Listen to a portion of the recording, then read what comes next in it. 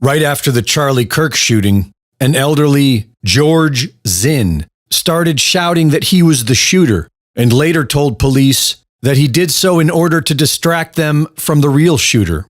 This is the same George Zinn who was featured in a 9/11 memorial video, even though he wasn't there and didn't know anyone who was. We did have some idea, there was something going on because we dealt with bin Laden before in separate instances, so we did suspect that it was Al-Qaeda involved in that. Basically that's my experience with what I went through with 9/11. I really didn't have anybody I knew that was up there, but somebody said that they haven't seen that kind of unity in the country since Pearl Harbor in 1941, when we were brought together and that kind of thing. And anyway, God bless America. It was I can't say it's a great experience. It was a experience I'll always remember. And that's kind of my story as far as where I was. The same George Zinn who was arrested in 2013, less than a week after the Boston Marathon bombing, for emailing the Salt Lake City Marathon about placing bombs at the finish line. George Zinn has a history of working for the GOP as an agitator and has just been brought up on child porn charges. Charlie Kirk's assassination was on September 10th. A man named Tyler was arrested as the suspected shooter. The opening scene of the 1998 film Snake Eyes takes place on September 10th at a sports arena where a boxer named Tyler is fighting. Tyler's nickname is the Executioner. During the fight, a man named Charles Kirkland is shot in the neck. My lucky number? What?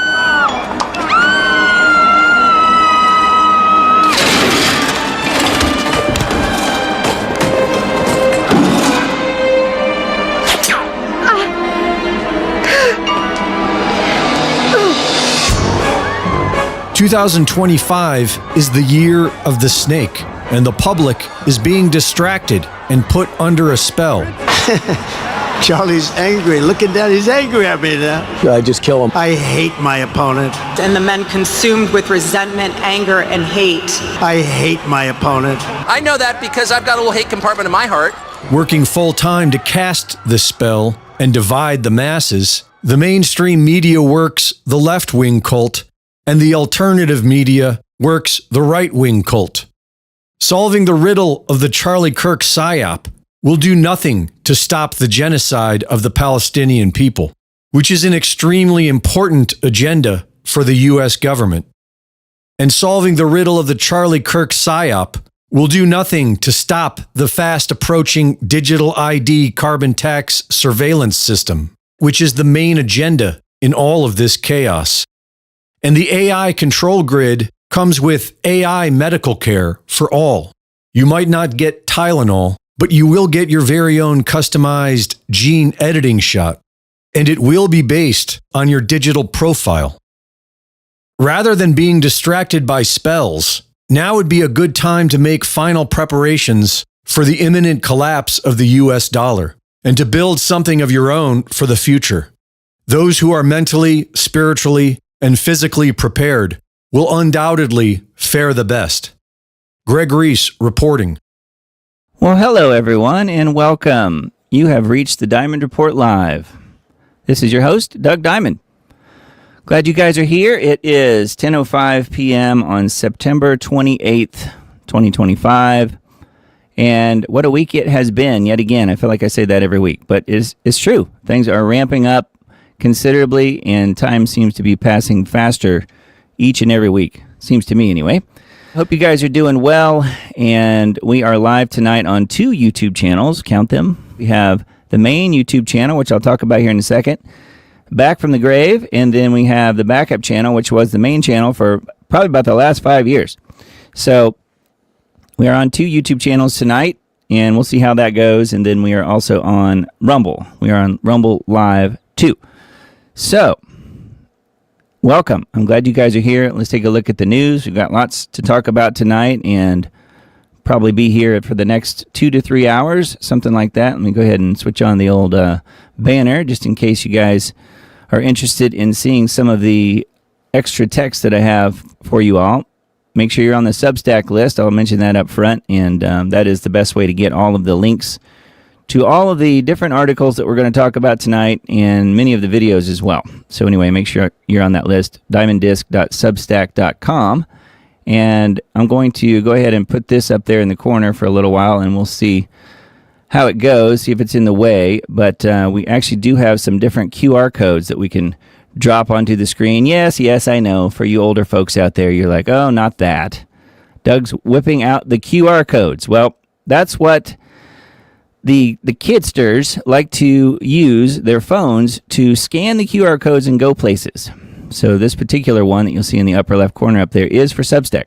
So if you happen to be using a phone where you can scan the QR code, you're welcome to do that. It will take you directly to the Substack page. I tested it earlier and it does work. So we've got other QR codes as well. I'll try to announce what they are because there's no way for me to put on the screen what it is. However, that particular one in the corner up there is for Substack, and if it's in the way, I'll end up turning it off. So we'll see how it goes. Hopefully it won't be too annoying up there. So the main thing I wanted to say is hello and welcome to everyone on the Diamond Disc YouTube channel, Resurrected from the Grave. I did a short, less than 30-minute video earlier in the week. I don't know, whenever they freed up my Diamond Disc YouTube channel, I was really shocked to see that they actually took the appeal that I submitted and gave me my channel back. I was amazed. It had been disappeared from YouTube in January of 2021, and I had not been able to use it since that time. Now, at the time that they took the channel from me for talking about such things as the CV19 stabbies, that is why primarily they took the channel. That was 2 of the 3 strikes that I had all at one time.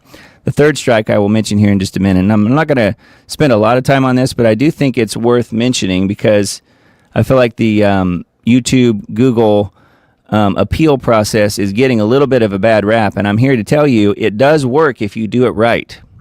So if you guys know YouTubers out there who lost their channels over the last few years due to the CV issue, or perhaps political free speech, I'm here to tell you it does work to file the appeal process and to do it correctly, which is what we're looking at here on the screen.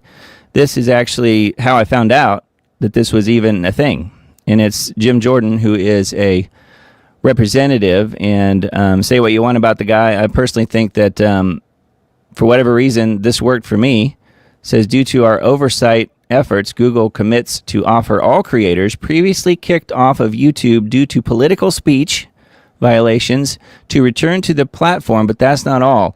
And if you go into this, you will see the various documents here. There are 4 of them that you can click through and read. We won't do that now, of course, but you can, and we're going to link to this in the Substack post. So again, very important that you're on the Substack list so you can get this and forward this tweet, this post on X, out to other people who possibly lost their YouTube channels over the last few years as well. It has to be related to the CV19 issue and political free speech. If it has to do with those 2 things, they could very well restore your website, your YouTube channel. And I'm currently working with Anthony Patch to try and get his channel restored as well.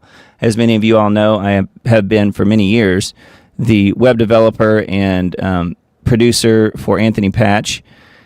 And he lost his YouTube channel of 40,000 some subscribers, I think that's what it was, back in January of 2021, right when I lost mine. So I'm here to tell you it does work. So kudos to whoever it was in the front office there at YouTube Google for looking at this and for bringing it back. Now, the question that I will have probably forever is, what could the channel have grown to over the last almost 5 years had they left it alone? I don't know. But currently it sits at 27,100 and some subscribers. And just since they restored it literally a few days ago, they've removed well over 100 people from my list. I've been watching the numbers. You guys know that's what I do. So they're still playing games. I can't believe that there would have been 100 and some bad YouTube accounts from 5 years ago, but maybe there are. Who knows? we'll give them the benefit of the doubt. We'll see if the numbers slow down as far as them dropping it. But it is being, they are being peeled off of the channel. So I'm guessing that is probably going to continue just based on the other channel that I have. So anyway, that's enough on that. But I just wanted to bring your attention to all of that. And the appeal that I filed addressed the CV19 issue, was the primary issue that I had 2 strikes, the primary reason, because I had addressed that in some of my End Times Dates videos, addressing the stabbies as something that could be prophetic and that it would bear out in time. And then, HHS and CDC have come out and said essentially that everything that I said in those videos talking about people's health was in fact exactly what's happened over the last few years. So they restored the channel based on that. And there was one other issue that I had that was really directed more towards political free speech, and they were able to free up the channel. So anyways, thank you guys for hanging out with me tonight and going through all that. And we're not going to go through it again. I just wanted to mention it and just get it on the record more than anything.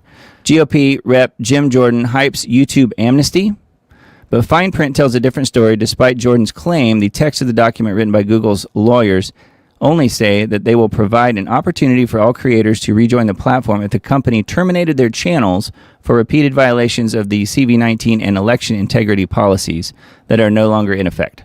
So there you go. That kind of sums it up. That's where we were kind of headed with all of that. So I just wanted to mention it, kind of, again, get it on the record. So let's go through the news. We've got a lot to look at and talk about tonight. So first story I have pulled up is on Hal's website, HalTurnerRadioShow.com. So welcome to all the new folks watching on the Diamond Disc channel. I certainly appreciate your being here and respecting your time. I'm just telling you up front here, we're probably here at least, I don't know, probably 2 hours, possibly 3. That's typically what we do on the Diamond Report Live. So the first article here is trainload of U.S. tanks seen in Estonia moving toward the Russian border. Trainload of United States M1A1 Abrams main battle tanks were seen in Estonia today moving toward the Russian border. No other details yet. So does this have to do with the bigwigs being called to D.C., a lot of the military bigwigs? I don't know. Possibly. Russian missile strike destroys 5 F-16s, kills numerous NATO personnel. 2 Russian hypersonic missiles struck Ukraine's airbase today. I won't bother trying to pronounce it. Destroying 5 U.S.-supplied F-16 fighter jets and an unknown number of British-supplied Scalp missiles, along with dozens of NATO instructors and targeting crews. According to a Ukrainian Telegram channel from the site, everyone is dead, everything is destroyed, we are in agony. Everything on the base is burning. So where is that on the mainstream news? Who else is talking about that other than me right now, but only because Hal Turner is reporting on it on his site. So HalTurnerRadioShow.com. And then I wanted to mention just a few of the headlines here that he has on his site, just in case you guys want to go take a look. There's a covert intel here that the subject line kind of tells mostly what it's about, but you have to be a subscriber to actually go through and read the whole thing. False flag attacks being planned for Poland and Romania to trigger war with Russia. So Poland and Romania, false flags.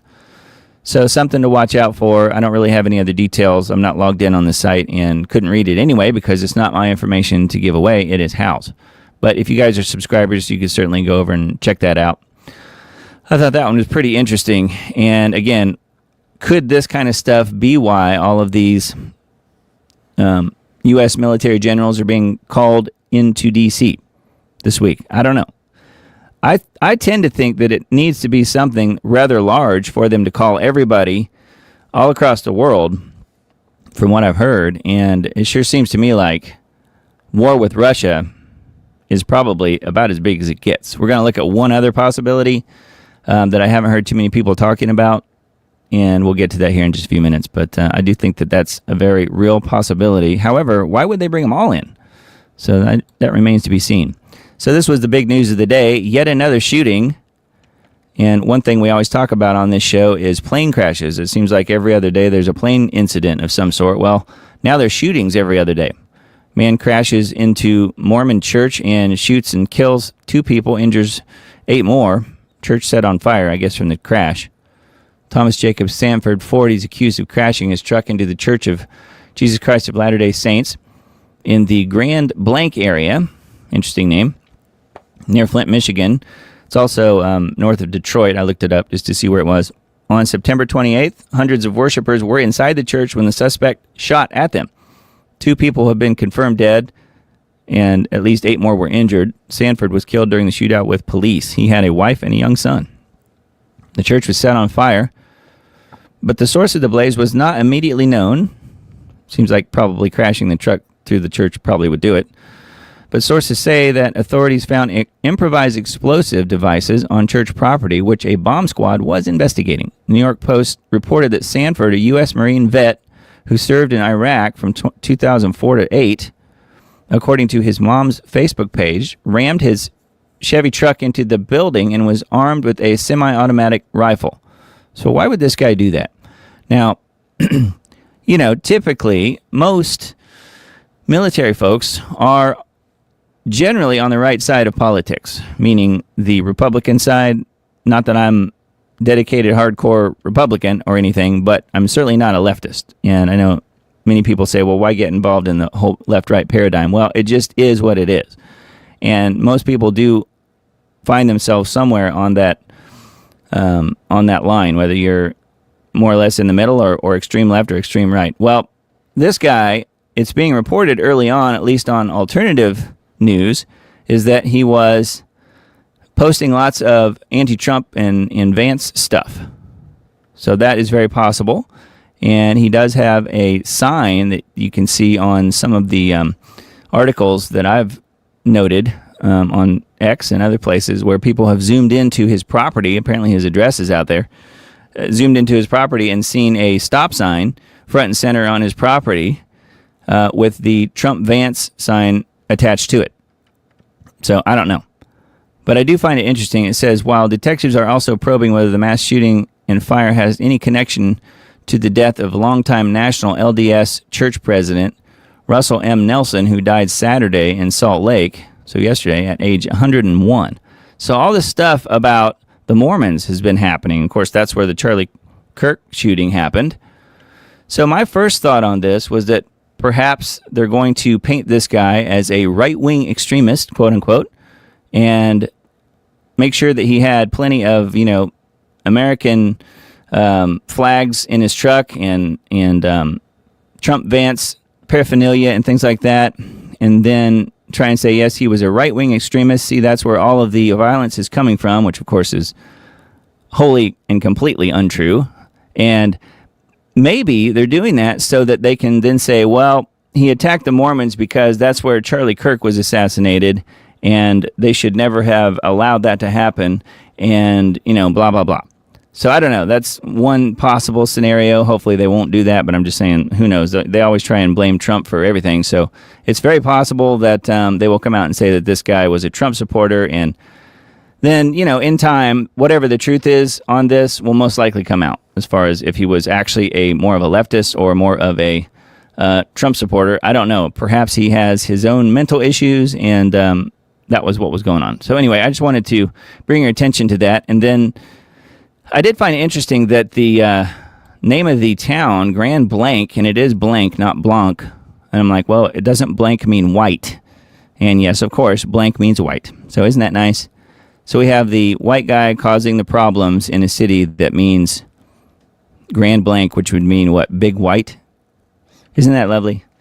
Yes. You see how that might work out. And it definitely plays into the whole racism thing and trying to stoke these race riots and civil war and all this kind of stuff that is happening right now as far as what they're trying to push onto the people of this country. Well, speaking of Charlie Kirk and the story on him and that whole case just seems to be getting wackier and crazier every single day. FBI's case is full of loopholes, ex-prosecutor says about Charlie's murder. Redacted, Clayton and Natalie delve into the official FBI story of the assassination of Charlie Kirk with former prosecutor John Deaton, and they point out the discrepancies with the surveillance footage. The rifle that had to be disassembled and parents that turned Tyler Robinson in, yet there's no confession, DNA evidence, right on the trigger, and more. So, and then this is talking about Peggy Hall going into her research on this as well. Peggy noted that there has been no bullet recovered or entered into evidence, no ballistics report, no blood splatter on the tent, no trail of blood, no secured crime scene, no autopsy, nor a coroner's report. She said that the goal of the violent events like this is to implement tyranny, gun control, censorship, and surveillance. Well, that's all 100% true. I don't know about some of these things. Yes, one of the big questions this week is the whole idea of, has there been an autopsy? Was there an autopsy performed? And first the report was no, there wasn't. And then the last few days there have been people saying yes, there was, and it won't be released until mid-October. So who knows what the truth is, but you can bet the truth is not being reported by the FBI and the official narrative. So that you can pretty much always throw out. So the best information I think that I personally have come across is a video here I shared with a few people. I saw this yesterday for the first time, although it's been out for a couple days, I guess. Analysis solves the Kirk case. Evidence points away from Robinson's position. And I think this guy does a really good job. Peak Prosperity is the name of this guy's YouTube channel. And he does a really good job of explaining everything as far as where the bullet possibly came from, the direction. And it's not where you think. It's not from the top of the roof, and it's not from way over on Charlie's right. It's actually, you'll just have to watch the video, I guess. I can't really play the video here, but this still frame that I've got it stopped on is, to me, one of the key points that he brought out in this video, and that was Charlie's neck here. You can see this is, he's got the blue line sort of written around it, so you can see the outline of his neck, and then on the moment of impact, which was caught on camera here, you can see his neck bulging out, and he goes into a lot of detail here as to the possible round and the distance and where the angle of the shooter was and all of that. So it's very scientifically explained well in this video. So that's what he's calling the cavitation event, which is when his neck is bulging out at the moment of impact. That energy from the bullet has to go somewhere, and he pretty much debunks the idea that it was the microphone that's exploding and all these other things that you've probably seen, various different scenarios that people have attempted to show that this is how the bullet got lodged into Charlie. This is where it came from, whether it's an exploding mic or someone else, firing something from a different position or whatever. I mean, there's all kinds of different rumors out there, but I think this guy does a really good job explaining probably what happened based on the evidence that is available at the moment, which is highly suspect. So, and he does talk about the thing behind Charlie's ear that goes flying, which is at this moment of cavitation in his neck right here. When the bullet hits, it's his chain of his necklace that is impacted, and it goes flying up and out, which is the exact same thing that Candace Owens reported on her channel as well. So anyway, I'll leave that to you guys if you want to investigate it further. This won't be an in-depth investigation on Charlie's murder, because I feel like there's so many channels out there in news programs covering that. I just wanted to bring your attention to this particular video because I thought it was really, really well done and really explained well. So have a look at that. And again, we'll have that in the Substack post, but you guys can find it. It's Peak Prosperity on YouTube. So it's pretty easy to locate it if you want to take a look. But not yet. We're not done tonight. So the next one I have pulled up is yet another shooting. Sniper targeted Dallas ICE facility and killed one detainee. Suspect Joshua John committed suicide. So yet another shooter. Radical leftist, apparently, here. Sniper on a rooftop shot 3 detainees inside of a Dallas Immigration Customs Enforcement ICE van at an ICE facility on September 24th, so 4 days ago now, killing one man and injuring 2 more. Authorities have called this a targeted attack on law enforcement, though no officers were wounded. Yeah, he shot the people that he was ostensibly trying to help. So figure that one out. That's a leftist type of mentality for you, I think. Joshua John, 29, was reported to be the gunman. FBI Director Patel reported that the shooter died of an apparent self-inflicted gunshot wound. So that's usually what happens. But and then they're saying that this unspent shell casing had anti-ice written on it. So who knows? But that does seem to be what actually transpired, at least to some degree, because he was shooting at the ICE agents. That's pretty well known, and hit some of the people that they were holding. So I don't know. It's just getting crazier and crazier out there with shootings every single day, it seems like. And,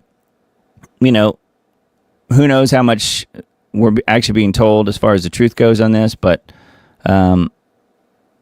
based on this particular article and the information that I've seen, it does appear that this person was a leftist, and I don't know how much information will come out about his past or whatever, but yet again, another shooting. We just keep going round and round. All right, and then let's see here. Need to know.news. Next article I have pulled up. Trump unleashes HE double hockey sticks at United Nations, and he criticizes mass migration, phony climate change, and more.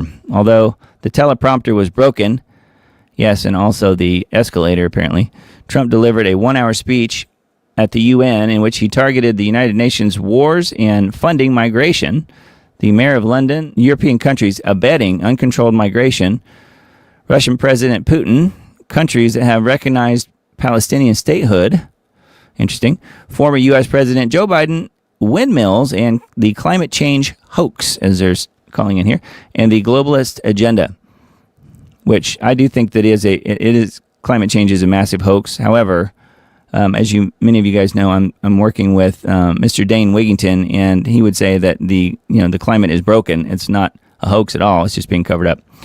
Trump's most notable quotes include the number one political issue of our time is the crisis of uncontrolled migration. You're destroying your countries. They're being destroyed. Climate change is the greatest con job ever perpetrated on the world, which, yes, they are using that to control everyone. Obviously, that's where it's headed. And here's the escalator being stopped here because the moment he set foot on it, they shut it off. They literally turned it off. So anyway, there's quite a bit here on this article if you want to look at it. Need to know.news. Trump would-be assassin Ryan Ruth tries to stab himself in the neck with a pin after the guilty verdict. So that's pretty wild.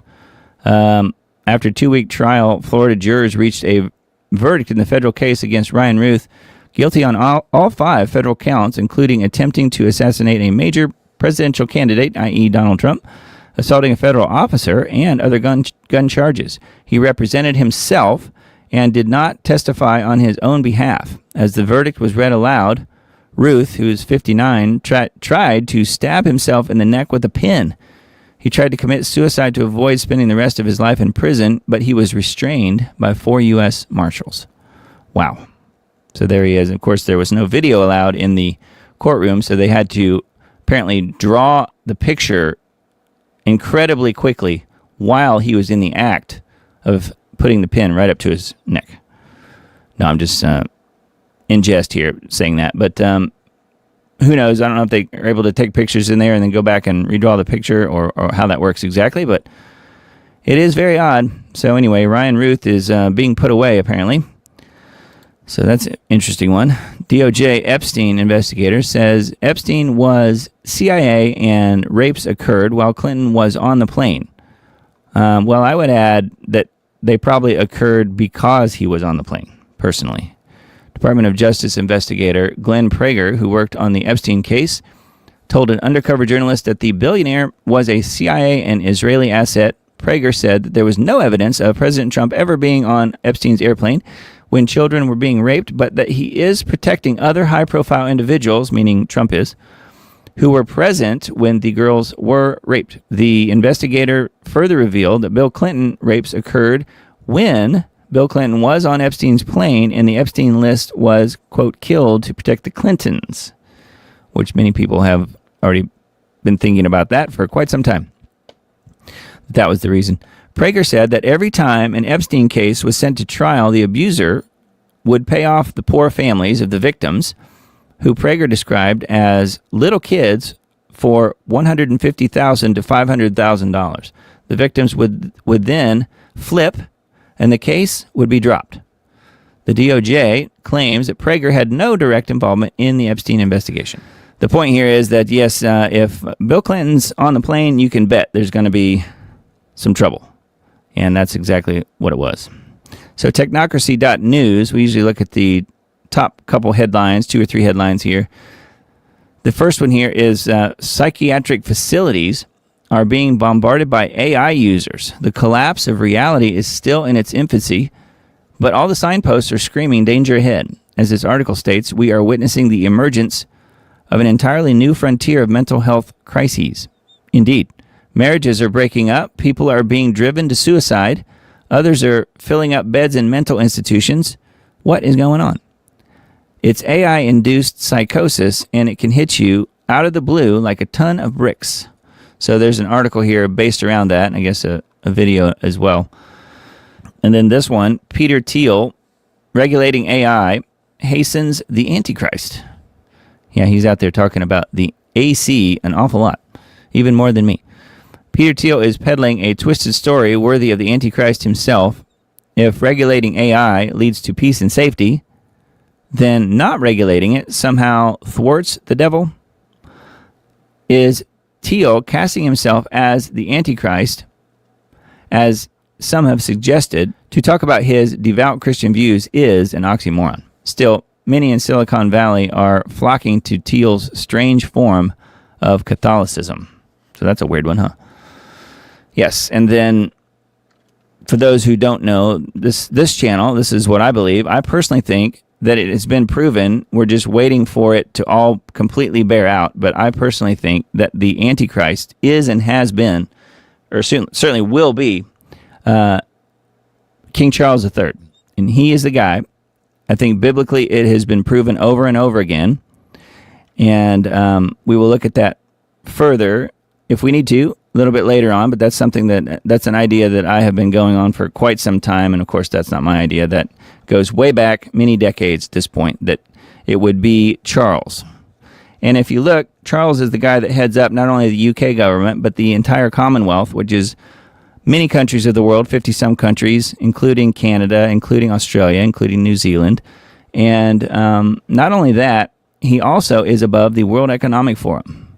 So if you look deep enough, there is something there for sure. And then, of course, he meets much of the biblical criteria, all the different points, and he just hasn't actually become the actual Antichrist yet. But I do think that is coming soon, probably right after some sort of an attempt, I'm guessing, on his life.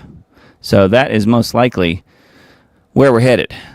And that will have to be pretty soon because he's getting up there in age, right? All right, next article on technocracy.news. Harvard, AI-generated work slop masquerades as good work, ruins productivity. Some honest researchers at Harvard spilled the beans.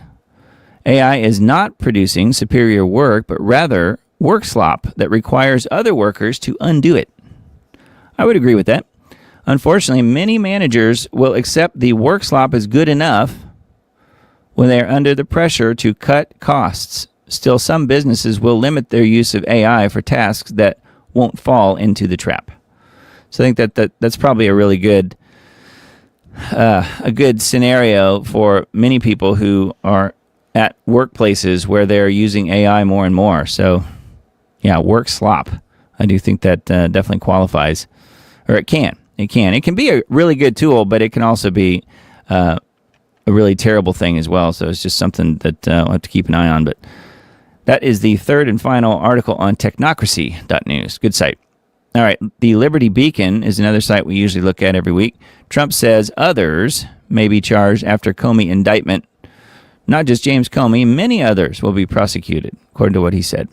So we'll see. I don't know. The Comey indictment, we'll see where it goes. It's the first person, really, of the deep state that has been indicted. So who knows? He could get off pretty easily and pretty quickly, or they could throw the book at him. It's hard to say.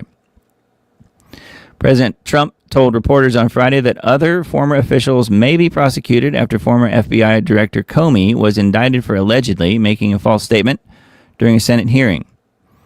So, Department of Justice filed criminal charges against Comey on Thursday, alleging that he made false statements and obstructed a congressional investigation.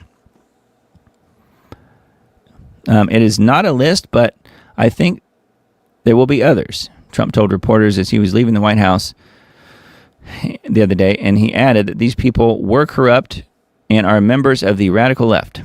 They weaponized the Justice Department like nobody in history. He said, what they've done is terrible. I hope, frankly, there are others because you can't let this happen to a country. Yes, well, it has. Anyway, yep, we'll see where it goes. He's the one that had the 86-47 in the seashells on the beach, but he pretended to act like he had no idea what that even meant. He's just so innocent. So, yeah, anyway, Comey indictment, we'll see where it goes. Ministers see faith revival in wake of Charlie Kirk assassination. So I thought this one was interesting, something that I've been saying and hearing as well since this all happened. California pastor who was close friends with Turning Point USA founder Charlie Kirk is seeing a spiritual revival after Kirk was assassinated on September 10th. Calvary Chapel in Chino Hills, Pastor Jack Hibbs, so that name is one you may know. I did, but only because of working on a video or two with Anthony Patch a few years ago where there were some clips of Jack Hibbs talking about how wonderful the CV-19 stabby was. And so just based on that alone, I personally don't trust the guy. But anyway, Calvary Chapel, Chino Hills pastor Hibbs told Fox and Friends recently that people are asking his church for answers. People are coming to us and they're saying, I want to know the meaning of life, the purpose. Why am I here? He said. So I think it's not that great that they're going to Pastor Hibbs' church, but however, it is good that people are at least asking questions and wanting to pursue God and find out more about Jesus. So I think that's really good news.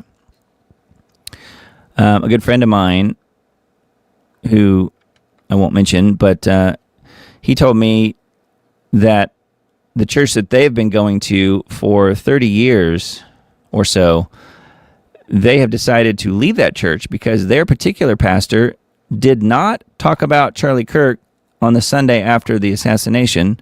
And not only did he not talk about it, he didn't even bring it up one time. And it's not like he forgot because they had two other services. So in either of the 2 or 3, I don't remember how many services there were that Sunday, he failed to mention Charlie Kirk on purpose. And then on top of that, if that wasn't bad enough, the church, the pastor from the church, emailed the congregation and said, oops, I meant to mention it, I just didn't have enough time. So he lies about it on top of not talking about it. So they're going to have a lot of people leaving that church. And I don't want to mention the church just because this is hearsay, just because it's from a friend of mine. But I do think that that's pretty interesting. You probably do have that dynamic as well, where you have churches losing membership because the pastor doesn't stand up and talk about what just happened, and people have questions. People want to know. People want to hear about Jesus.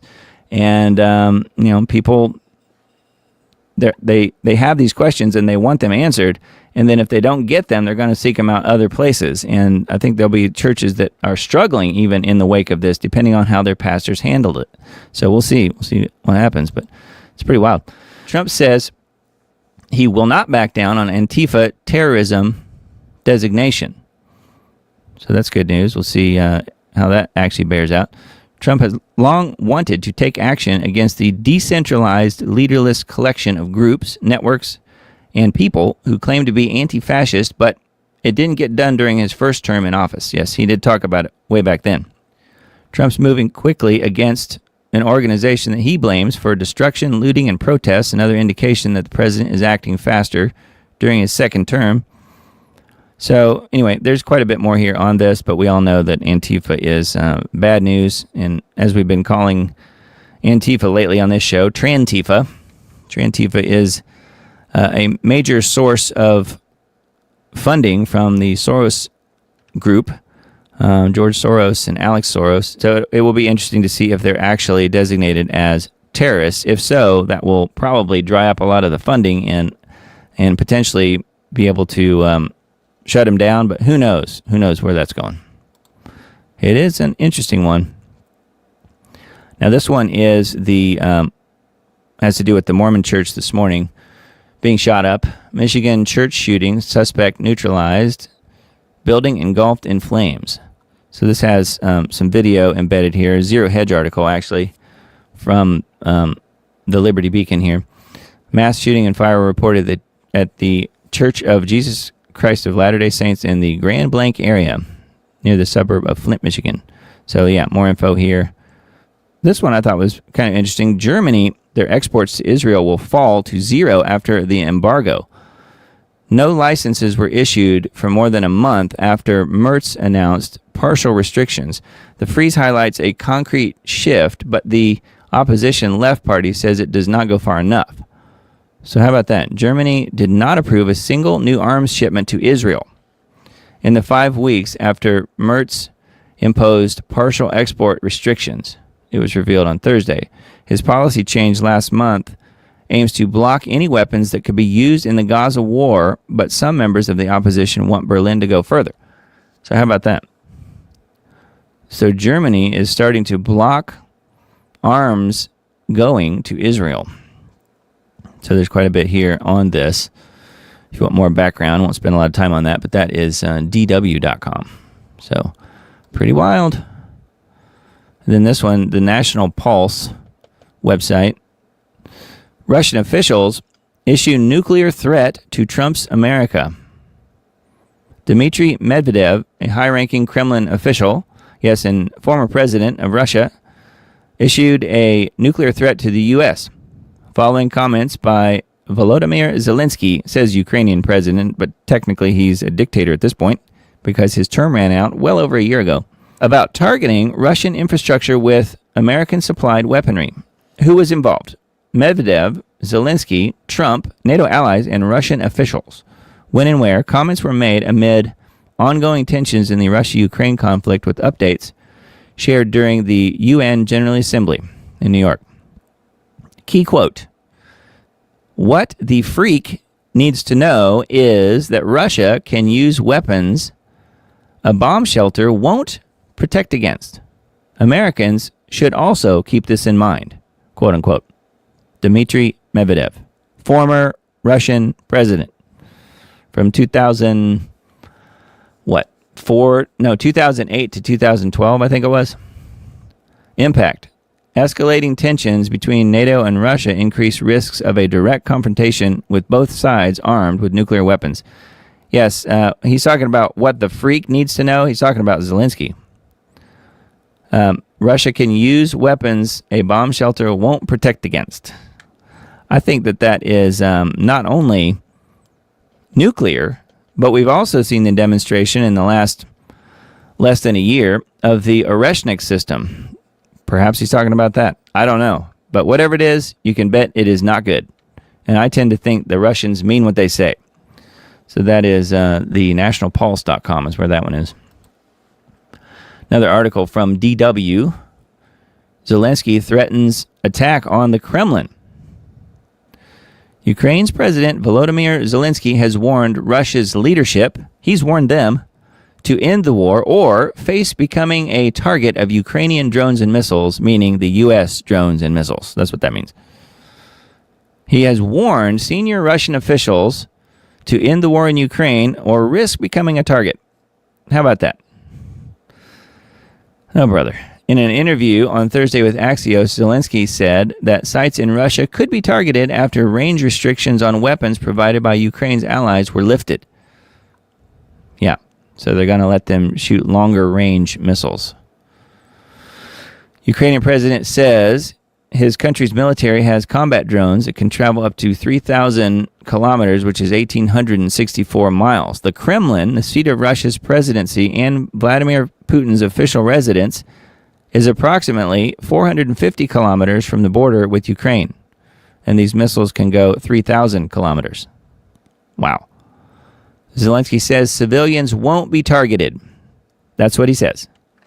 And he tells the truth how often? Yeah, well, you can bet that there will be plenty of civilians who will still end up dead, even though they're not quote-unquote targeted. So that is another DW article. Have a look at that if you want. Again, make sure you're on the Substack list. Use the QR code. It's up in the upper left corner. But you can just type it in, too, if you want.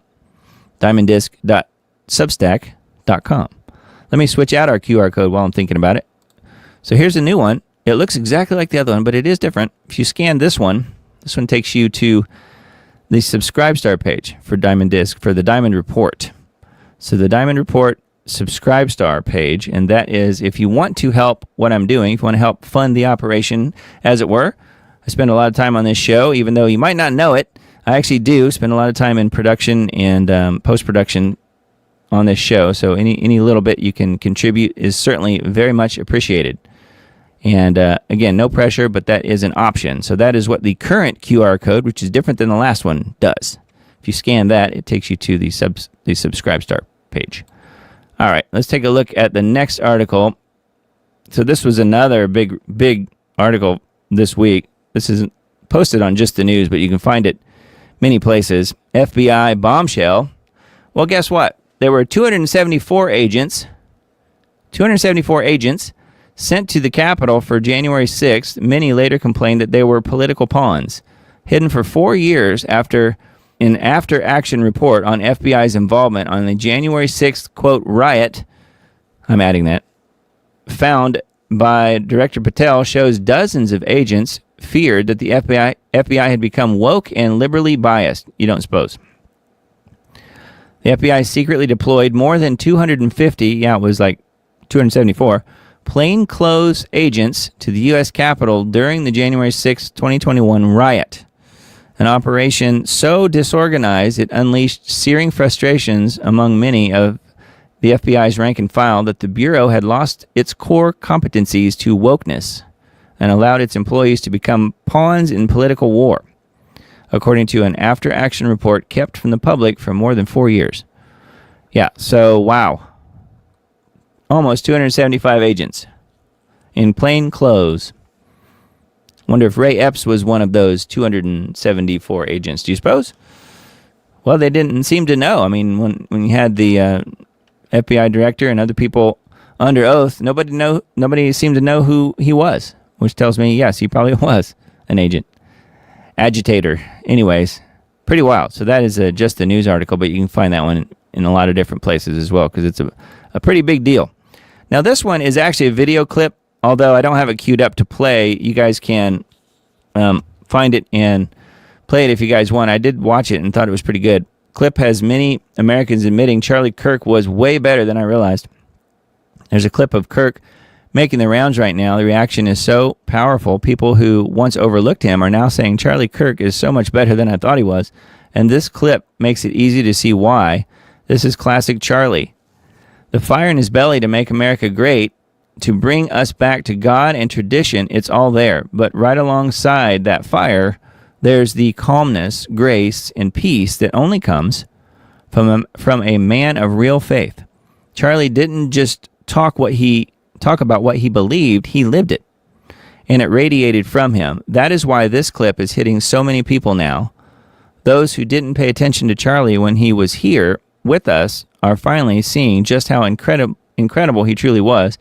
Charlie wasn't just a fighter, he was a general, one of our best, if not the best, according to this guy who wrote this article. His shoes will never be filled because they're way too big, but his message will carry on. Clips like this are more proof that Charlie's impact will never fade. If anything, his voice is louder than ever, and it's inspiring Americans to keep fighting for faith, family, and freedom. Charlie's legacy is alive, and it's only getting stronger as more and more people discover him. So, anyway, it is a 7-minute clip. So, again, we won't play it tonight, but it is there. It's available on revolver.news, and we will link to that in the Substack post like everything else tonight. I just wanted to mention it because I did watch the clip, and I thought it was really good. And I wasn't really a Charlie fan before all this happened. I knew who he was, but didn't really follow him super close because he was at the time, I thought, super pro-Israel, and you know how we feel about that on this show. However, he was really beginning to kind of turn that around and really start to understand what was happening and start to ask some very, very important questions. So anyway, I thought that was a pretty good article there. And this is one that I thought I would mention as well. 50501 is a name you might not know right now, but must learn ASAP. 50501. And this is something that we've talked about before on the show, but it's been a while. The name means 50 protests, 50 states, one movement. And you can think Antifa here for this. It's basically what it is. There's a far-left anti-fascist movement calling itself 50501. If you look on the surface, it appears to be some democracy-focused progressive protest network. The name means this: 50 protests, 50 states, one movement. That is the friendly pitch that shows up in press releases and polite interviews on the propaganda media. Yeah.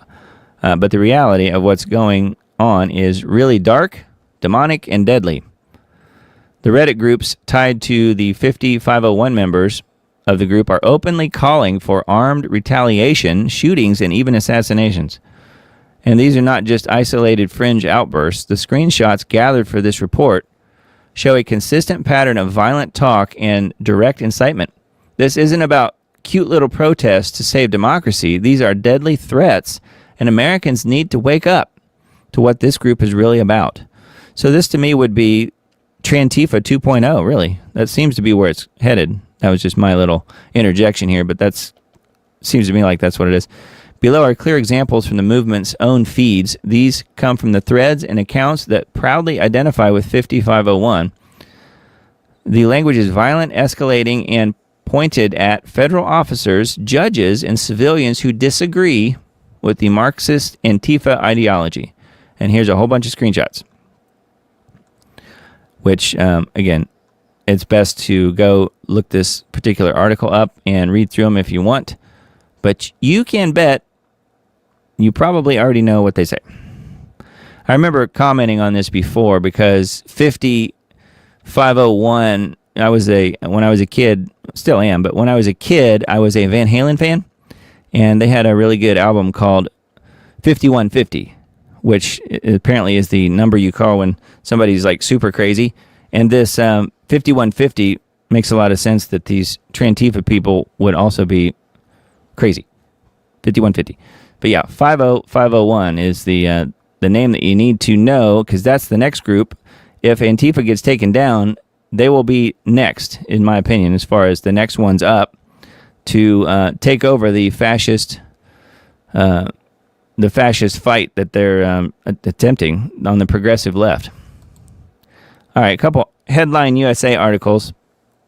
I thought this one was interesting.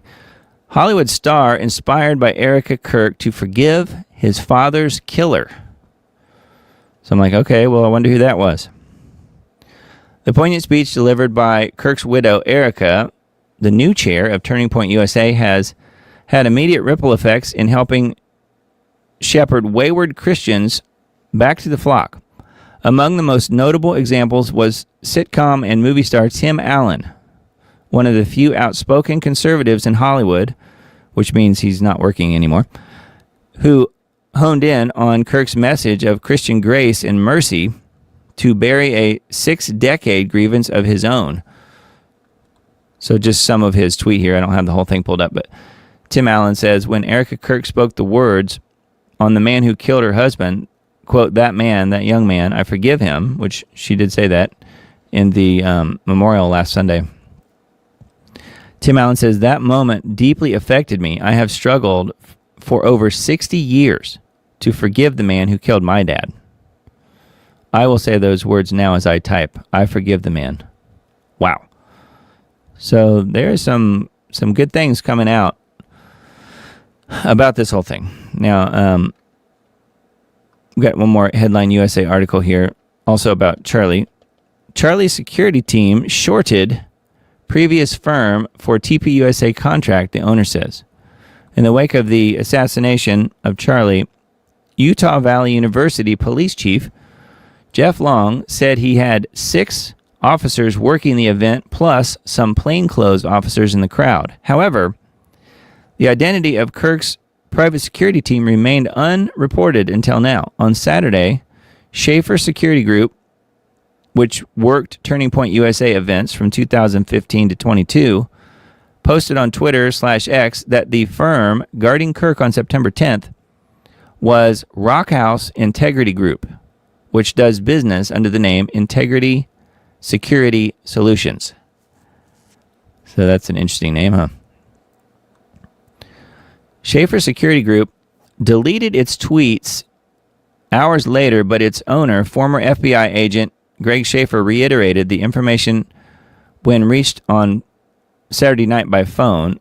Individuals who work for that company were the ones on stage. Schaefer further said that Integrity Security Solutions founder Brian Harpole and TPUSA security director Dan Flood both used to work with him until they stabbed him in the back.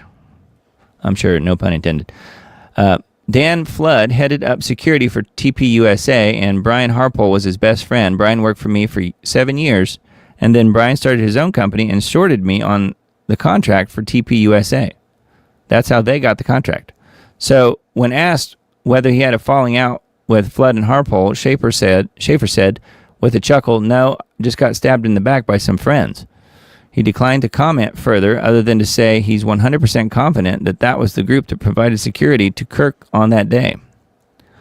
So that's pretty wild, huh? So it looks like there's some interesting twists and turns here on the old security teams that were involved in protecting Charlie. And failed, obviously. So one thing I did hear, I don't see that in this article, but one thing I did hear was that people were asking about where were the drones? How come the drones weren't flying by, they weren't flying drones or whatever above some of these rooftops and so forth. And someone at TPUSA on the security there said that they were not allowed, that the university did not allow them to fly drones. Now, I know there have been other videos and people talking about things in the air, drones or whatever, possibly being flown by some of the other students or whatever. I don't know about that. I'm just saying that the official story that I heard was that the university would not let the security company have drones in that particular location. So I don't know. Anyway, I thought that was kind of interesting. This is a different twist here on this particular article. HeadlineUSA.com. All right, information liberation. We have just a few headlines here to look at. You guys can go, if any of these are interesting, go to this site and check them out. Netanyahu, TikTok is most important weapon to be purchased in propaganda war. Purchasing TikTok. Israeli Prime Minister Bibi told a group of influencers gathered at Israel's Consulate General in New York on Friday that TikTok is the most important weapon to be purchased in the propaganda war.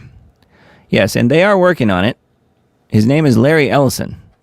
And as in Larry Ellison from Oracle. And he's buying up most of the media in the world. And now apparently trying to buy TikTok as well.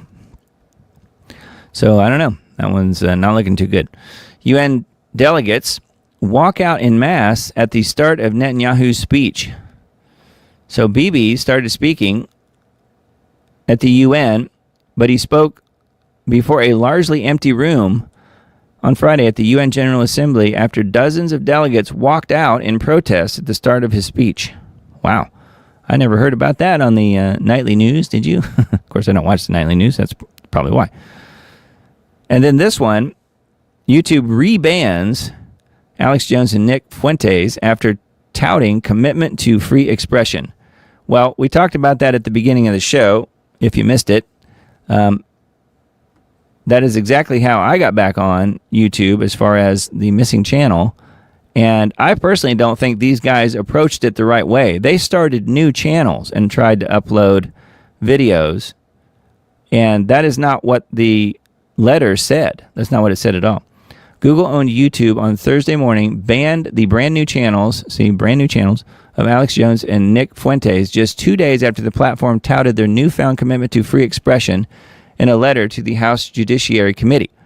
Yes, but that's not the entirety of the letter. So I'm not really surprised that happened, is kind of what I'm getting at there. Because those guys are already banned on the platform, and then to go and try and start a new channel when you're already banned on the platform isn't going to make, that's not part of the appeal process. That's a whole new thing. That's a whole new channel. So that's why it didn't work, in my opinion. Anyway, because in my experience, it did work, but that's because it was an appeal process. Anyway, Netanyahu's plane takes extended flight route to U.S., avoiding European airspace. How about that? Wonder why. Bibi, who has an open warrant out for his arrest from the International Criminal Court, took an unusual extended route on Wednesday to avoid European airspace on its way to the U.S. because he was coming here to apparently speak to an empty room at the UN. Yeah. So anyway, there's quite a few pretty good headlines and stories here. InformationLiberation.com. And then, I already mentioned this, Netanyahu addressed UN General Assembly, and it happened. Scores of delegates walked out in protest before the PM began speaking. Bibi has addressed the United Nations General Assembly on the war in Gaza amid global pressure to end the ongoing offensive in the enclave.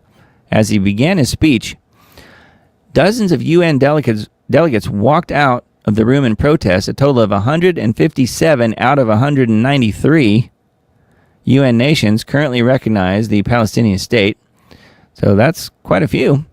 2 UN Security Council members, France and the UK, joined 10 other members this week to recognize Palestine, ratcheting up pressure on the Israeli PM. Netanyahu dubbed the wave of recognition as, quote, shameful, sheer madness, and insane. But he left out the important word. Say it with me. Anti-Semitic. He didn't call him that. If he'd have done that, then they probably would have all just turned around and done whatever he wanted. That word has magic properties, if you didn't already know. Of course, I'm joking. What I'm looking for here is, I want to see if it said, numbers-wise, how many people walked out, but it doesn't say. Not that I see. So anyway, there's further information here. RT.com is where this one is. Putin invite to Trump still stands, according to the Kremlin. If you see that and you don't really know what that's about, the Kremlin, I mean, you've heard of that. That's like saying from the White House. The Kremlin, it's their building. It's their main building. The Russian president will be glad to meet his American counterpart, Peskov has said. Yeah, so anyway, probably enough on that one, but you can get the idea here that Russia doesn't really want war. They want peace. But apparently, Trump and NATO now want war, which goes completely against everything he ran on, saying he was going to end the war before he ever even took office. And of course, that didn't happen. And in fact, it's doubling, tripling, quadrupling down. It's getting worse and worse. Well, speaking of that, Trump flip-flops on Ukraine war stance, supports continuing the conflict. So this kind of came out of nowhere and really shocked a lot of people. For me personally, it didn't really surprise me that much, and I'll tell you why in just a minute. Trump wrote this message on Truth Social, quote, after getting to know and fully understand the Ukraine-Russia military and economic situation, and after seeing the economic trouble it was causing Russia, which I think is BS personally, that was me saying that, sidebar, I think Ukraine, with the support of the European Union, is in a position to fight and win all of Ukraine back in its original form, end quote. He actually said that. Who knows if he actually believes it, but he did say it. Previously, continuing the war was only the agenda of Zelensky and his European enablers. Trump made a number of efforts to end the war, but his stance has now shifted. I would say it 180'd. It totally flipped. We recently reported that Trump said that the U.S. is making money off of the war in Ukraine because the U.S. is selling weapons to fellow NATO members, which then deliver them to Ukraine. He claimed that the U.S. is no longer funding the war, that Biden sent $350 billion to Ukraine. The war has cost 1.5 million Ukrainian lives. Anna Kasparian has suggested that prolonging the war in Ukraine is a strategy to weaken Russia so that it cannot defend its allies, which I don't think that's working at all. And it's not affecting their economy. They have a booming economy, from everything I've heard. And neither are the tariffs. Neither are the, the different economic restrictions that they have put on Russia. So why did he do that? Well, note the timing of why Trump flip-flopped on Ukraine and Russia. Note the timing. And I thought this because I realized that this flip-flop happened right after he left the UK, which means right after he met with King Charles. And again, people don't really give him enough credit. He has way more power than people actually perceive, especially people in the West. People think he's a joke. No, he is the soon-to-be biblical Antichrist. And to me, this is further proof. Trump's Ukraine shift tied to King Charles. This according to the Telegraph article, but this is on RT. The U.S. president has previously insisted that Kiev would need to abandon some of its territorial claims. President Trump his newly adopted stance on the Ukraine conflict was shaped by his recent UK visit. The Telegraph has reported, citing unnamed sources. Volodymyr Zelensky's chief of staff has told the newspaper that the visit was very important. For months, Washington insisted that Kiev would need to give up on certain territorial claims for a U.S.-mediated peace deal with Moscow to move forward. This week, however, the U.S. president reversed course. He dismissed Russia as a, quote, paper tiger that Kiev could defeat, which is a joke, and said his shift came from getting to know and fully understand the Russia-Ukraine military and economic situation, which we just read the quote on his Truth Social. Earlier this month, Trump visited the UK, one of Ukraine's staunchest supporters since the conflict intensified in February 2022. That's when Russia moved in. During the trip, the American leader met with Keir Starmer, Prime Minister of UK, who called for increased pressure on Russia. Trump also visited Windsor Castle, where he was lavishly hosted by King Charles. I'd like to mention that it was a great visit of President Trump to the United Kingdom. And this is from Zelensky's chief of staff saying this. I'd like to mention that it was a great visit of President Trump to the United Kingdom, and I know the position of His Majesty, the position of Prime Minister Starmer, and the people who President Trump met. It was very important, he told the British newspaper on Friday. Let's see here. Diplomatic sources suggest that it was no coincidence that Trump's change of heart came soon after his conversations with Charles, the outlet reported. So how about that? That is why he changed. I'm wondering, and I've heard other people sort of postulate that this possibly was the reason, was that, of course, UK is very friendly to Trump's golf courses. I wonder if it's possible that Charles could have told him, we're going to shut down your golf courses in Scotland if you don't play ball here, which would then affect Trump's personal bottom line and his family's future, because his golf course or courses in Scotland and in other places in the UK, I guess, are very, very important to him. And whatever he's trying to do could have been put at risk had he kept going down that path of trying to stop the war in Ukraine with Russia. So I'm just wondering, sort of out loud, if that is indeed true, or maybe just a part of it. I don't know, but it is interesting that he shifted and did the 180 that he did right after meeting with King Charles, the soon-to-be biblical Antichrist. If you thought the COVID-1984 vaccine digital passports to access healthcare, finance, and travel was bad, just wait until you see what they are now dishing out in the UK. This government will make a new free-of-charge digital ID mandatory for the right to work by the end of this Parliament. Let me spell that out. You will not be able to work in the United Kingdom if you do not have digital ID. It's as simple as that. Yes, you heard that correctly, folks. The New World Order's Big Brother Orwellian nightmare has officially arrived. This whole thing has been framed up as a fix for illegal immigration. But we're not stupid. We know exactly what the endgame agenda is. Your life? Tracked. Your movements? Traced. And your intentions? Databased. All under the guise of keeping you safe. Personal freedoms? Gone. Autonomy?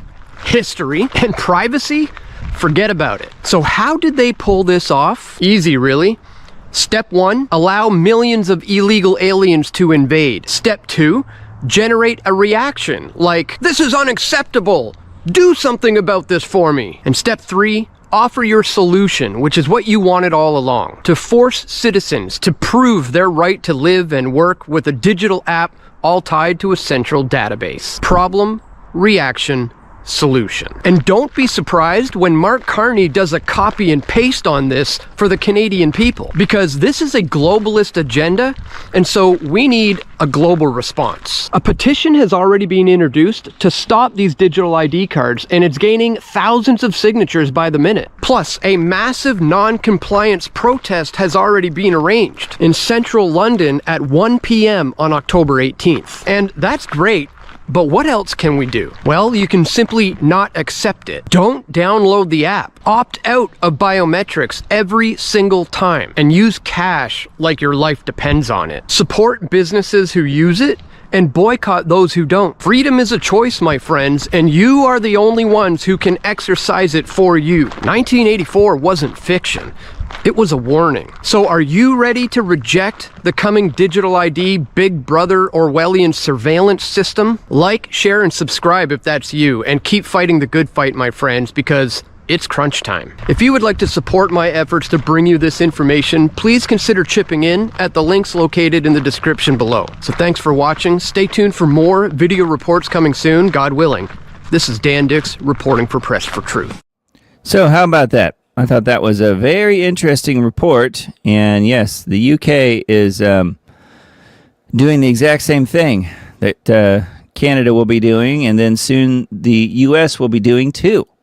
So that seems to be the path we're all headed down, whether we know it or not. That does seem to be the way it's headed. So yeah, we'll have to keep a sharp eye on things, but it is not looking too good as far as all that goes, is it? I thought that was a good report from Dan Dix from Press for Truth. He does good work.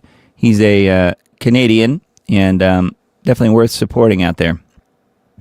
So I did swap out the old QR code in the upper left up there if you want to try another one. If you guys are having fun playing at home, the new QR code is for the shop.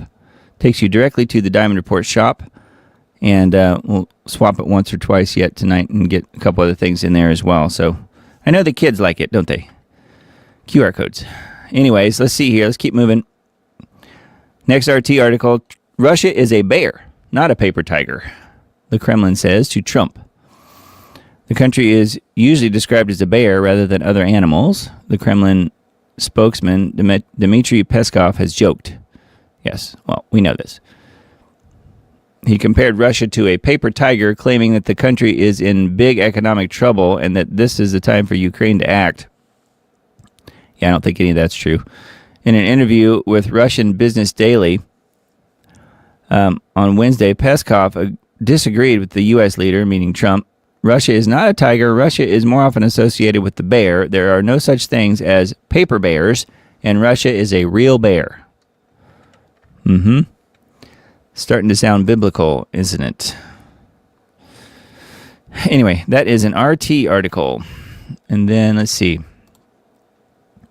So this is something I mentioned at the beginning of the show. U.S. Pentagon Chief Hegseth summons generals to rare meeting.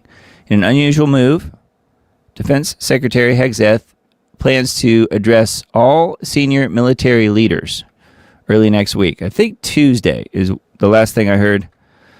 Trump is downplaying the meeting, says that he thinks, quote, it's great, which that's what he does. U.S. Department of Defense on Thursday called on its senior military officials and officers from all over the world to fly home for a meeting in the city of Quantico, Virginia, will take place next week. It was not immediately clear why the Pentagon chief Hegseth called the rare gathering with such urgency, causing speculation and criticism about the move. Why is that such a big deal? Remember, I'm the president of peace, President Trump told members of the media in the Oval Office. Yes, he's the president of peace and starting wars in all kinds of places. Purpose of meeting not yet known. There are some 800 generals and admirals, all ranks in the U.S. military in command of military personnel stationed at bases across the world. People are scrambling to change their plans to see if they have to attend, one official told Reuters. Pentagon spokesman said that the Secretary of War, meaning Hegseth, will be addressing his senior military leaders early next week. So anyway, people are all abuzz about what does this mean? What does it mean? It's definitely important. I'm not trying to play it down. We don't know. And we may never know.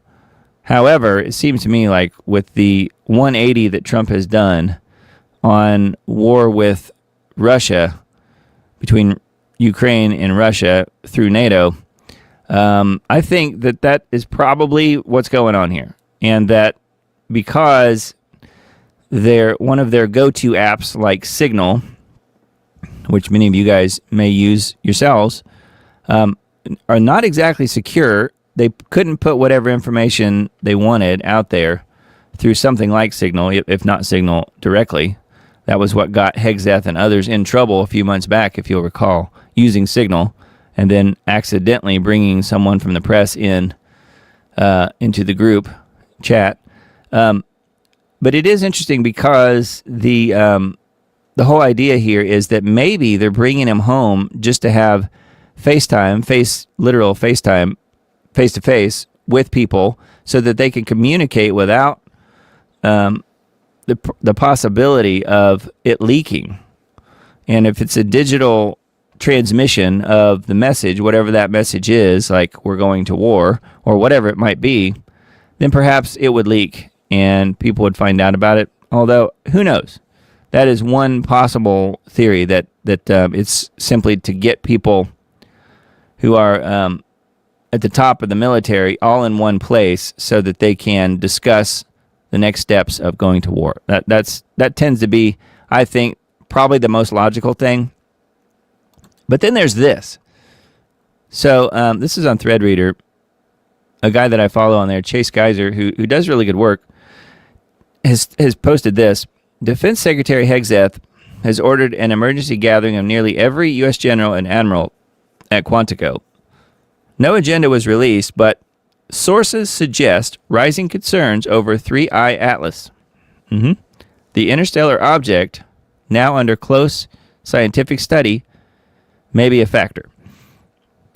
Don't believe what they will say. It's going to happen in 2027. So both of these videos here are talking specifically about 2027 and something coming into our system.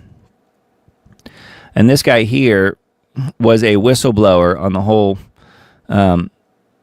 Antarctica deal, and he's been on several different shows.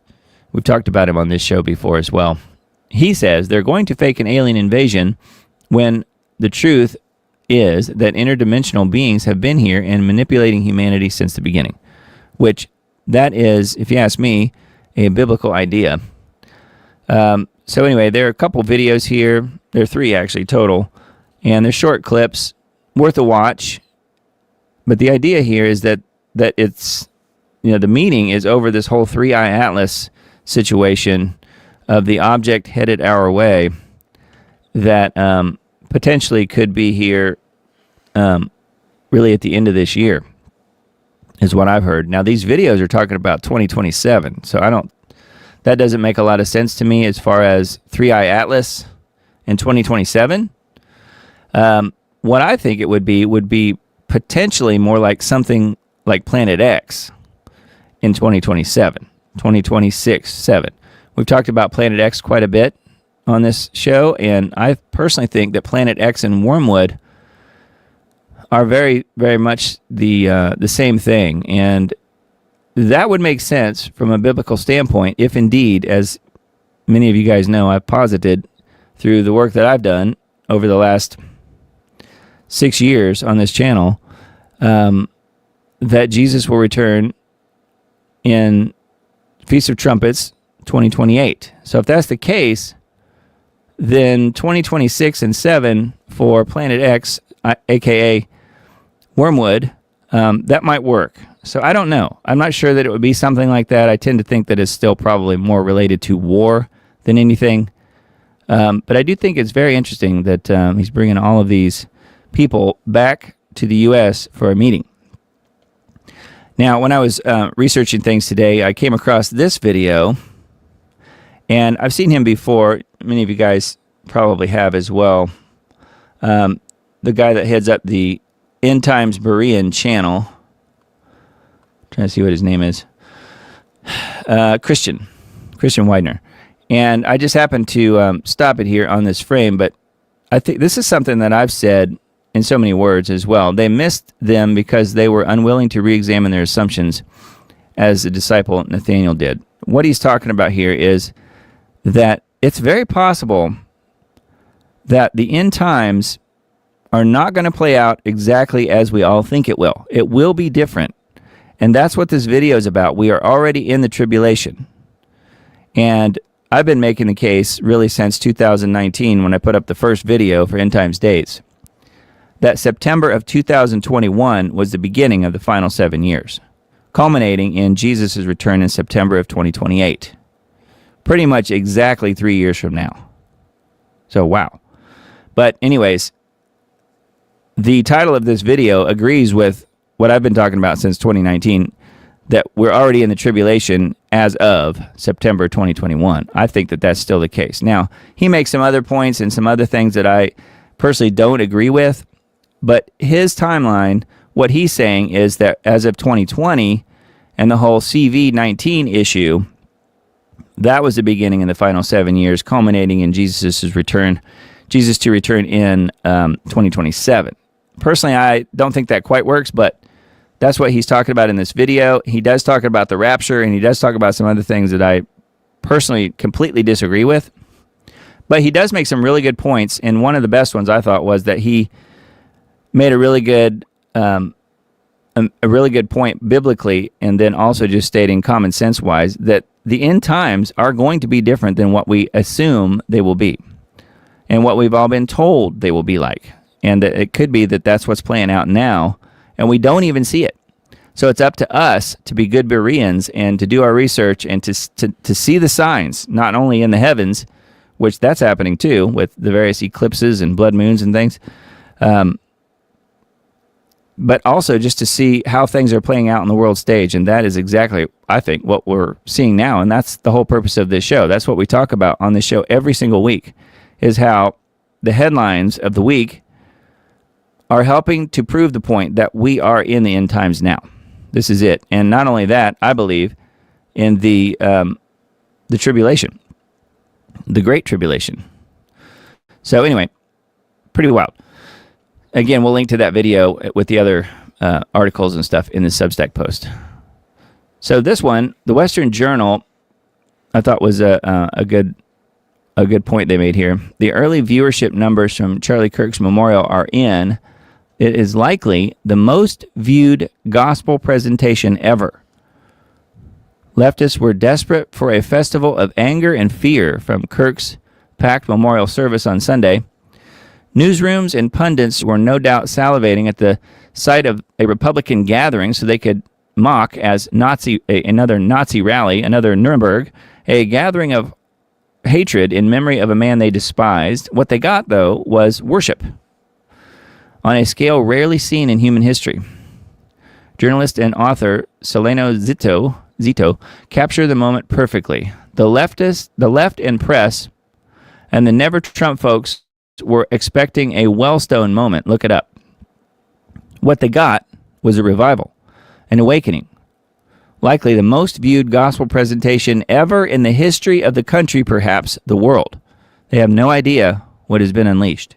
So, going back to what we just talked about, the end times may not look like what we think it's going to look like, but look what God just did with allowing Mr. Kirk to be murdered.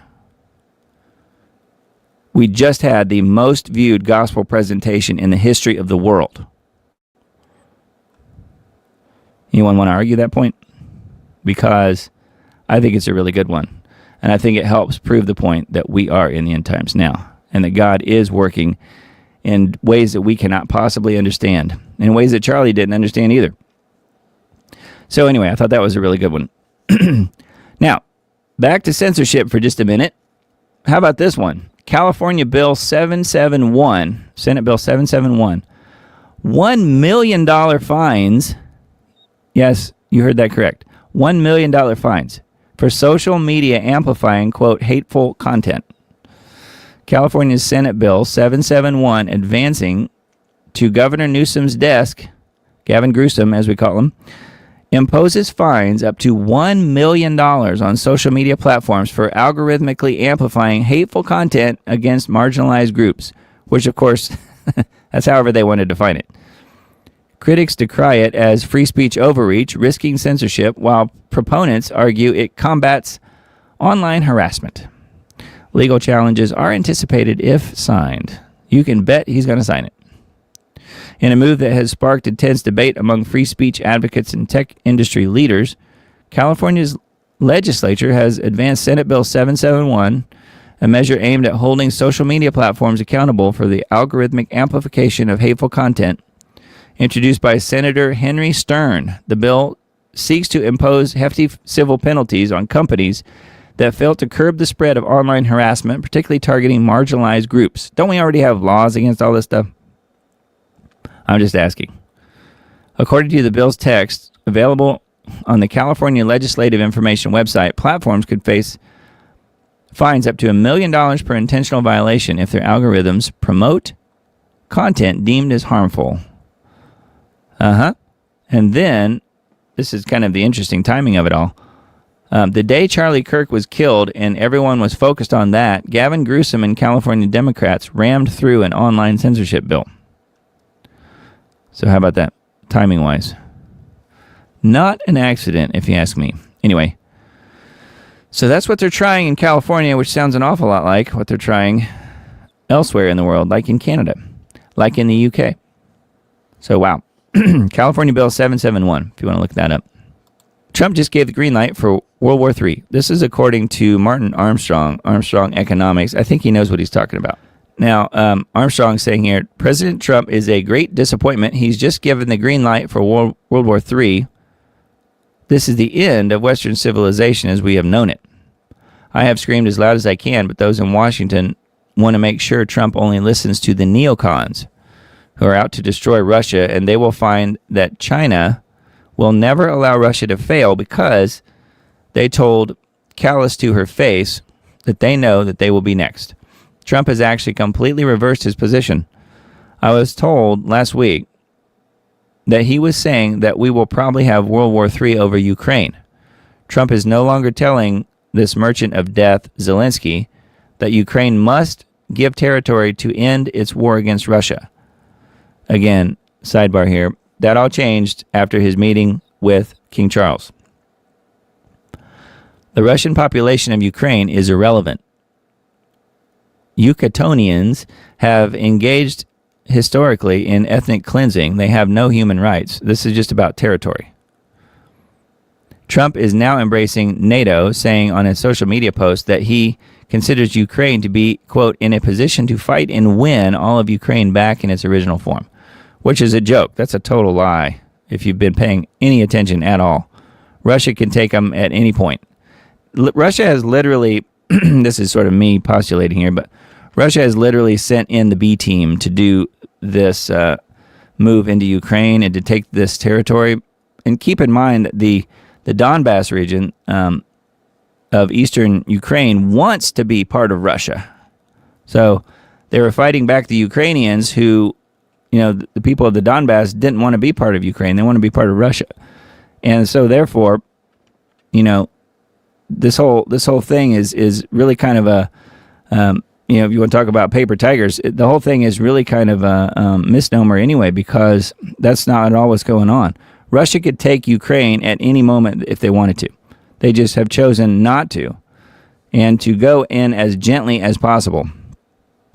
We've seen the demonstration with the Oreshniks, the missile system. So I don't know. I tend to agree with Armstrong here that Trump has done this 180, and he's now given the green light for World War III. I hope he's wrong, but that does seem to be where it's going. That's, to me, again, coming back to all of the people being called to Washington this coming week, I think that's what it's about. So again, further proof that we are in the end times. This is one of these crazy headlines that it seems to me like helps to solidify that idea. Hammered 22-year-old drives 8 blocks with woman's body on his windshield of his Nissan Altima after mowing her down and killing her as she rode her e-bike. Can you believe that? A drunk Florida man allegedly mowed down a woman who was riding an e-bike and then drove for approximately 8 blocks with her body on the windshield of his car.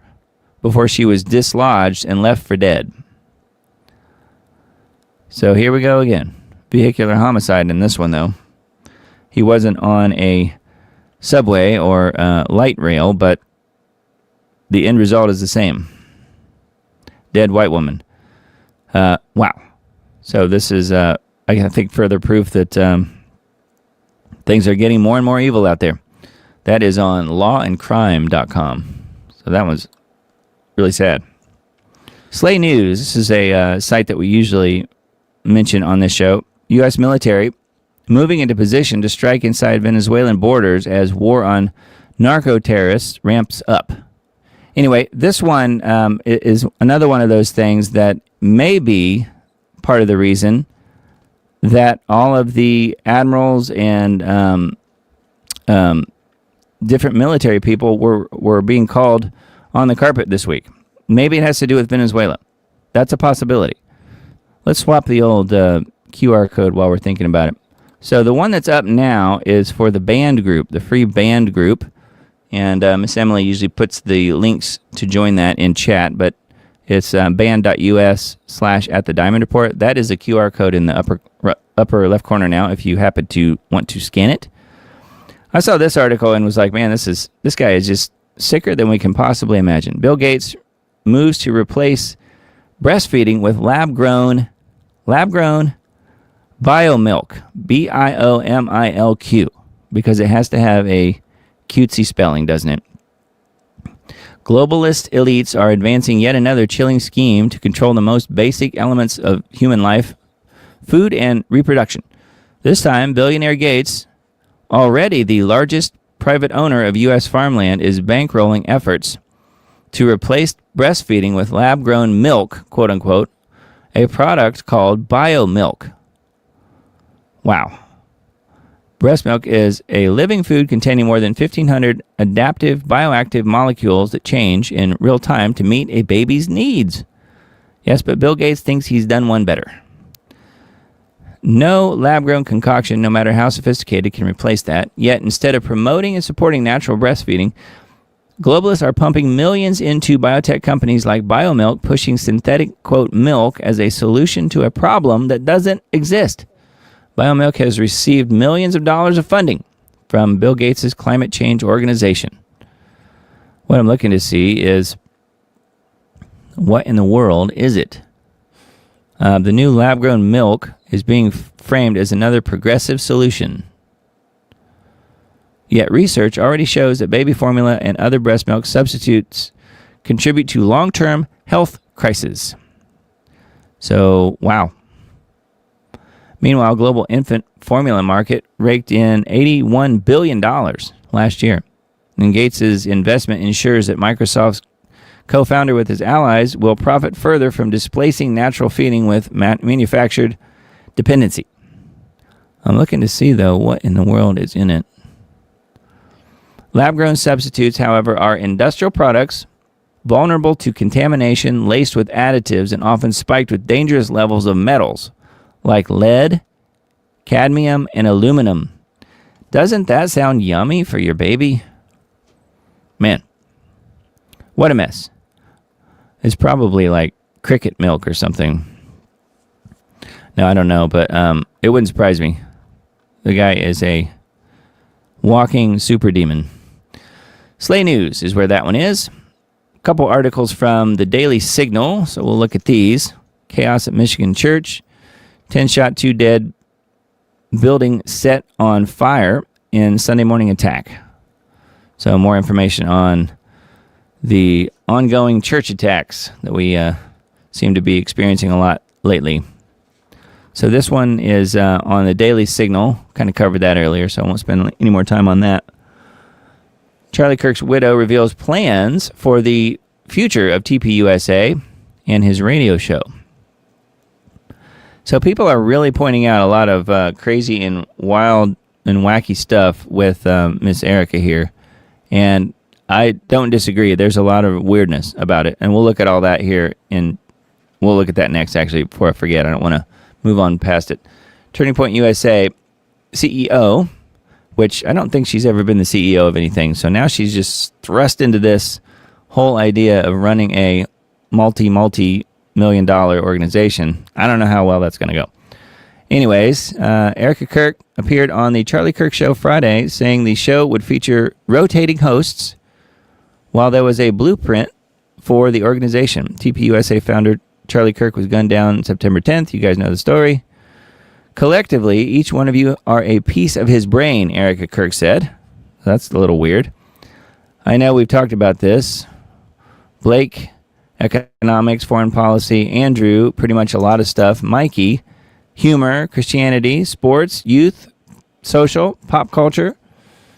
And then Daisy, like everyone, has a piece of his brain that still lives on. And so what I'm getting at here is the Charlie Kirk Show is not going anywhere. My husband's voice will live on. The show will go on. We will have rotating hosts. And I did see this. I don't know if you guys watched this, if you knew about it. She seemed unusually happy. And maybe it's just me, but I find that a little disturbing, actually. If something were to happen to me and my wife was on camera doing interviews and speeches and smiling an awful lot, I might be a little concerned. Of course, I wouldn't actually be around to see it, but it's just really strange. And then speaking of strange, let's go back a few here and take a look at this. So, and I don't know how many of you guys are following this, and there's some really strange stuff that people are digging up about Miss Erica here, and I have no idea if it's, obviously some of it's true because she's in some of these videos and things, but I don't know what to make of it other than it's just really odd. I don't think it's necessarily evil. I wouldn't go that far. I just think it's really strange, and it's just something to keep in mind. So anyway, there's this one. Assassination of Charlie Kirk. Charlie Kirk wanted TPUSA to be audited. So yeah, that is a big story. That's not really related to Erica, but it is still part of the TPUSA thing that's come out this week. That's something Candace has talked about. They wanted TPUSA to be audited, and we're going to bring in a Doge style of auditing system, and then lo and behold, a few days later, Charlie's gone. I don't know if there's any connection. I do think it's pretty weird, though. Strange on the timing. Okay, Erica Kirk in 2013 music video points to the Mandalay Bay sign, think Vegas shooting, and zip lines. She's ziplining apparently in this video past 9/10. Remember the date, 9/10, September 10th. It says, remember how I always go on about the chord sequence 145 being used for mind control. See, that's a music reference here, and I get that. I'm not sure if everybody out there will. But yeah, the 1 and the 4 and the 5 chords being used for mind control, I could see where that would work. But that's a staple in pop music, the 145. So it is interesting, and this is an Emerson Drive song called She's My Kind of Crazy. And guess who's in the video? Erica Kirk. So is that a coincidence, or what's going on here? Anyway, there's that. There's this is her smiling at the co-host of the Charlie Show, and that was the other day. We talked about that a little bit already. I'm looking to see if there was anything else here. I guess that was, this one, which we talked about that last week. Anyway, there's some strange stuff for sure about Miss Erica, and I don't know what to make of it other than she's allowing it to be strange and continues to post things and be on podcasts and whatnot when her husband was literally just killed a few days ago, and I have no idea what to make of that other than it's just really strange. So, I don't know. All right, so this one is another one with the Dawn and KC3, weekly roundup. UK mandating digital IDs, warmongering technocrat Peter Thiel lectures us on the coming of Antichrist. Trump effectively declares war on Russia. James Comey indicted, and O'Keefe drops an Epstein bombshell. Yeah, this was an absolutely insane week of head-spinning news. Yeah, it sure was. Below are some of the highlights. Also, please let me know in the comments section, blah, blah, blah. So this is on leohoman.com. Feel free to look that up. He always has really good articles. And this is his Substack, which I would definitely recommend joining. It is free. leohoman.substack.com. James O'Keefe drops bombshell video showing DOJ whistleblower stating that Epstein was CIA and served as an asset of the U.S. and Israel. This is Glenn Prager, talking about how it's kind of funny how whenever Clinton was around, people were getting raped, and gee, that's a big coincidence, huh? Things like that. So we mentioned that earlier. That is a longer, more involved article on Leo Hohmann's Substack, so definitely highly recommended there. A couple of natural news articles for tonight. Mystery drone incursions force closure of airport in Denmark. Drones. So we're probably going to see more and more of this. So this is just kind of interesting if you're interested in the whole drone thing and the phenomenon of people flying around airports, which sort of strange to me, but whatever. I guess people love that.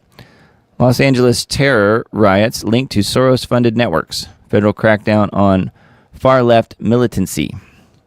So this is more here about Antifa and where's the money going and LA riots and Soros funding it and all that good stuff.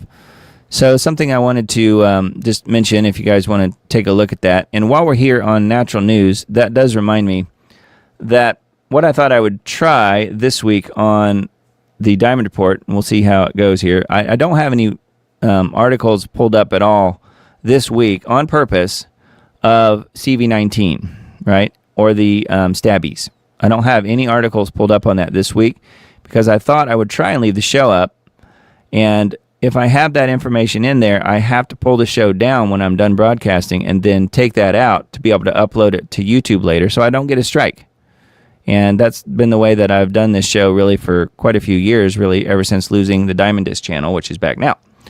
So all that to say, I won't be reporting on any of the CV19 stuff this week, although I think in the future, what I may do is put all that stuff in one place at the end of the show, and while we're doing the live stream, we'll close out the show and then drop off YouTube and just go to Rumble. And I've seen other people do that as well. It seems to work pretty well. And we'll just go to Rumble and then broadcast the CV19 stuff at the end of the show only on Rumble, probably. That's probably the best way to do it. That's the only thing I can think of so that I can keep the broadcast up immediately after I finish the show. Which, coming from a production standpoint, somebody that likes to have post-production on a show and get things exactly perfect and right, it makes it really hard for me to let go of that control because I want to be able to fix things, fix issues, and instead leaving things in there like various mistakes and whatnot, which, I don't make that many mistakes, but I do make some, clearly. I'm probably making one right now. But, the things like that I like to go in and fix and then re-upload the show, I think it'll probably do better, though, if I don't re-upload the show and just leave it as it is. So that's what I'm going to try, and then you guys can give me feedback on whether or not you think it's working or not, or if you prefer the show, more polished and edited and better like I always have done it up to this point. But all that to say, the CV19 stuff I'm not going to include this week. There wasn't really that much of it, honestly, so I'm not really leaving anything on the table. It's just that I don't want any reason to lose another YouTube channel. So in the future, what I'll do is I'll put it at the end of the show and we'll just go to Rumble and talk about it there. So that way it can stay intact in that sort of situation. Hopefully that makes sense. Clear as mud, right? Anyway, the natural news thing reminded me of that because I did see a few headlines earlier when I was doing some research today talking about CV19 and stuff. So I just wanted to bring that up and mention it. So, okay. Wine Press on Substack. This is one that we usually talk about as well. They usually have pretty good articles. Again with the digital IDs. Brit Card. UK Prime Minister Starmer mandates digital ID for all. Quote, you will not be able to work in the UK if you do not have digital ID. How about that? Yeah, that is that's where it's going. That's where it's going everywhere. Once the Antichrist is fully in power, this is something that is going to affect all of us everywhere. And we may be looking at that potentially not happening until World War III has already happened. Because I think the world has to completely dramatically shift yet a whole other way for one person to be able to take control. And if that's Charles, then watch out, because he is one evil dude. We don't know even the fraction of it, in my opinion. Anyway, yes, Brit Card is what they're calling that, at least on here. So this is a Wine Press Substack article, and then so is this one along those lines. U.S. Treasury inks deal with Palantir to improve data integrity and build API for asset tokenization. Palantir is playing a very important and intrinsic role in the enslavement of the masses via tokenization, and how it makes more sense why Trump and Vance are so heavily intertwined with this company. Yes, and then Vance, of course, with Peter Thiel. So there you go. More connections. So that is a Wine Press article on their Substack. Let's see here. A few articles on the Gateway Pundit tonight. Hillary Clinton pushes anti-white Christian male narrative after Charlie's assassination. Of course she does. On September 24th, Hillary appeared on Morning Joe on MSNBC. I don't know.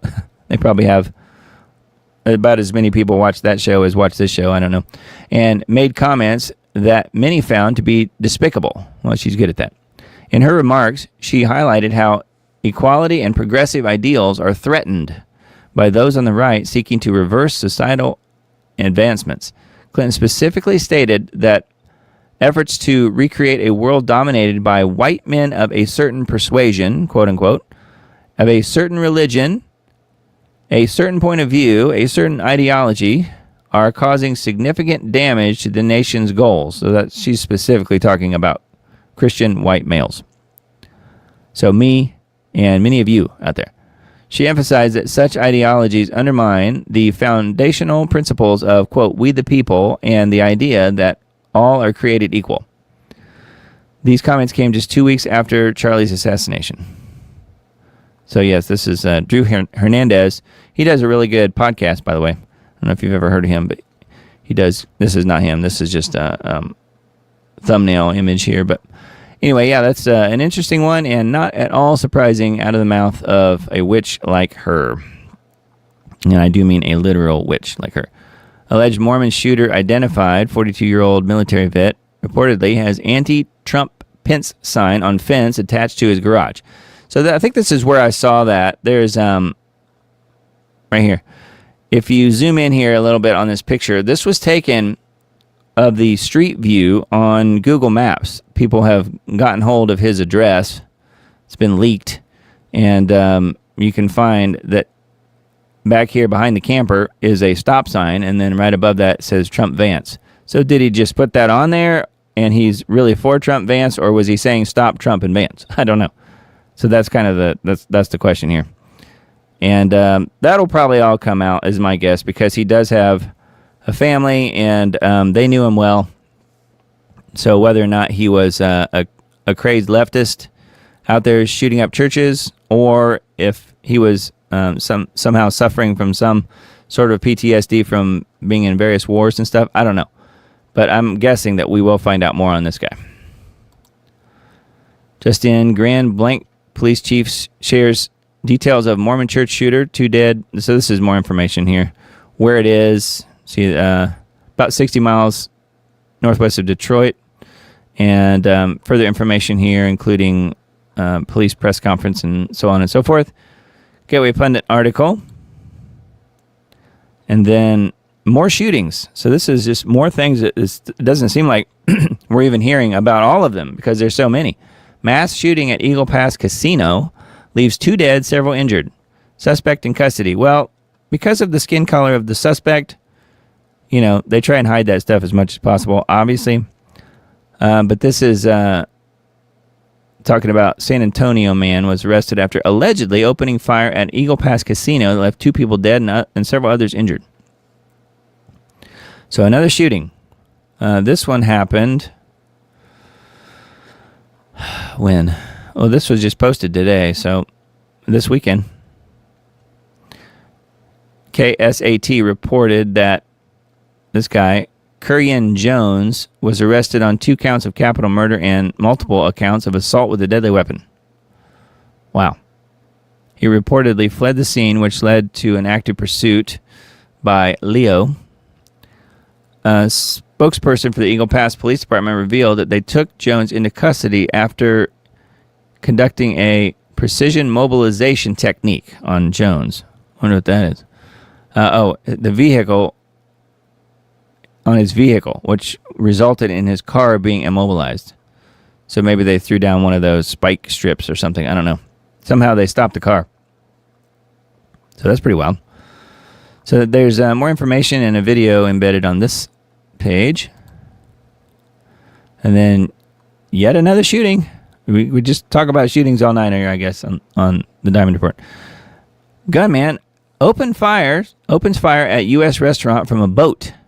So now we have people shooting from boats. At least 3 people were killed and 8 others injured, according to North Carolina authorities. A shooting at a waterfront seafood restaurant in Southport, North Carolina on Saturday night, so last night, left 3 people dead and 8 others injured. The city of Southport issued a notice at 9:53 local time warning of gunfire in the Yacht Basin area. There is an unknown number of injuries. Avoid the area and remain in your homes. So on and so forth. City manager said the vessel approached the American Fish Company restaurant and opened fire on people gathered there before fleeing the scene on a boat. Have you ever heard of that one before? I don't think I have. The vessel described as a 23-foot single outboard engine speedboat with a spotted dog on board. So now you got the dog involved in the crime. The dog's going to have to do hard time. Then fled up the intercoastal toward Oak Island. The outlet added that a separate incident near Oak Island's 55th Street access may have also been connected. The shooting resulted in 3 fatalities and 8 injuries. And there's some videos embedded here. So things are getting crazier and crazier. It's almost like we're living in the end times. And then this is the guy. They caught him. 40-year-old suspect detained in mass shooting at the American Fish Company in North Carolina. I'm looking to see if it says anything about why he did what he did. Mass shooter was later apprehended by police. He was arrested and charged with 3 counts of first-degree murder and 5 counts of attempted first-degree murder. He's a former Marine and Iraq war veteran who suffered a traumatic brain injury, was diagnosed with schizophrenia. So, wow, another war veteran. I'm sensing a theme. I'm looking to see, though, if he knew the people that he killed. It seems really strange that he would know somebody was dining at the restaurant and then go get in the boat and then go try and shoot them while they're eating. And I don't know. It just seems really strange. So I'm sort of sensing a theme here. Maybe they're trying to frame military people, ex-military people, which, of course, you know, if you're going to have a situation where there's martial law declared at some point, however they might do that, you know, ex-military people are the top threats that the, quote, government military would face, right? So maybe they're trying to put these guys in a bad light. And of course, when you're out there running boats up to restaurants and shooting people, it won't be too hard to frame them as bad, quote unquote. I don't know. So, very strange.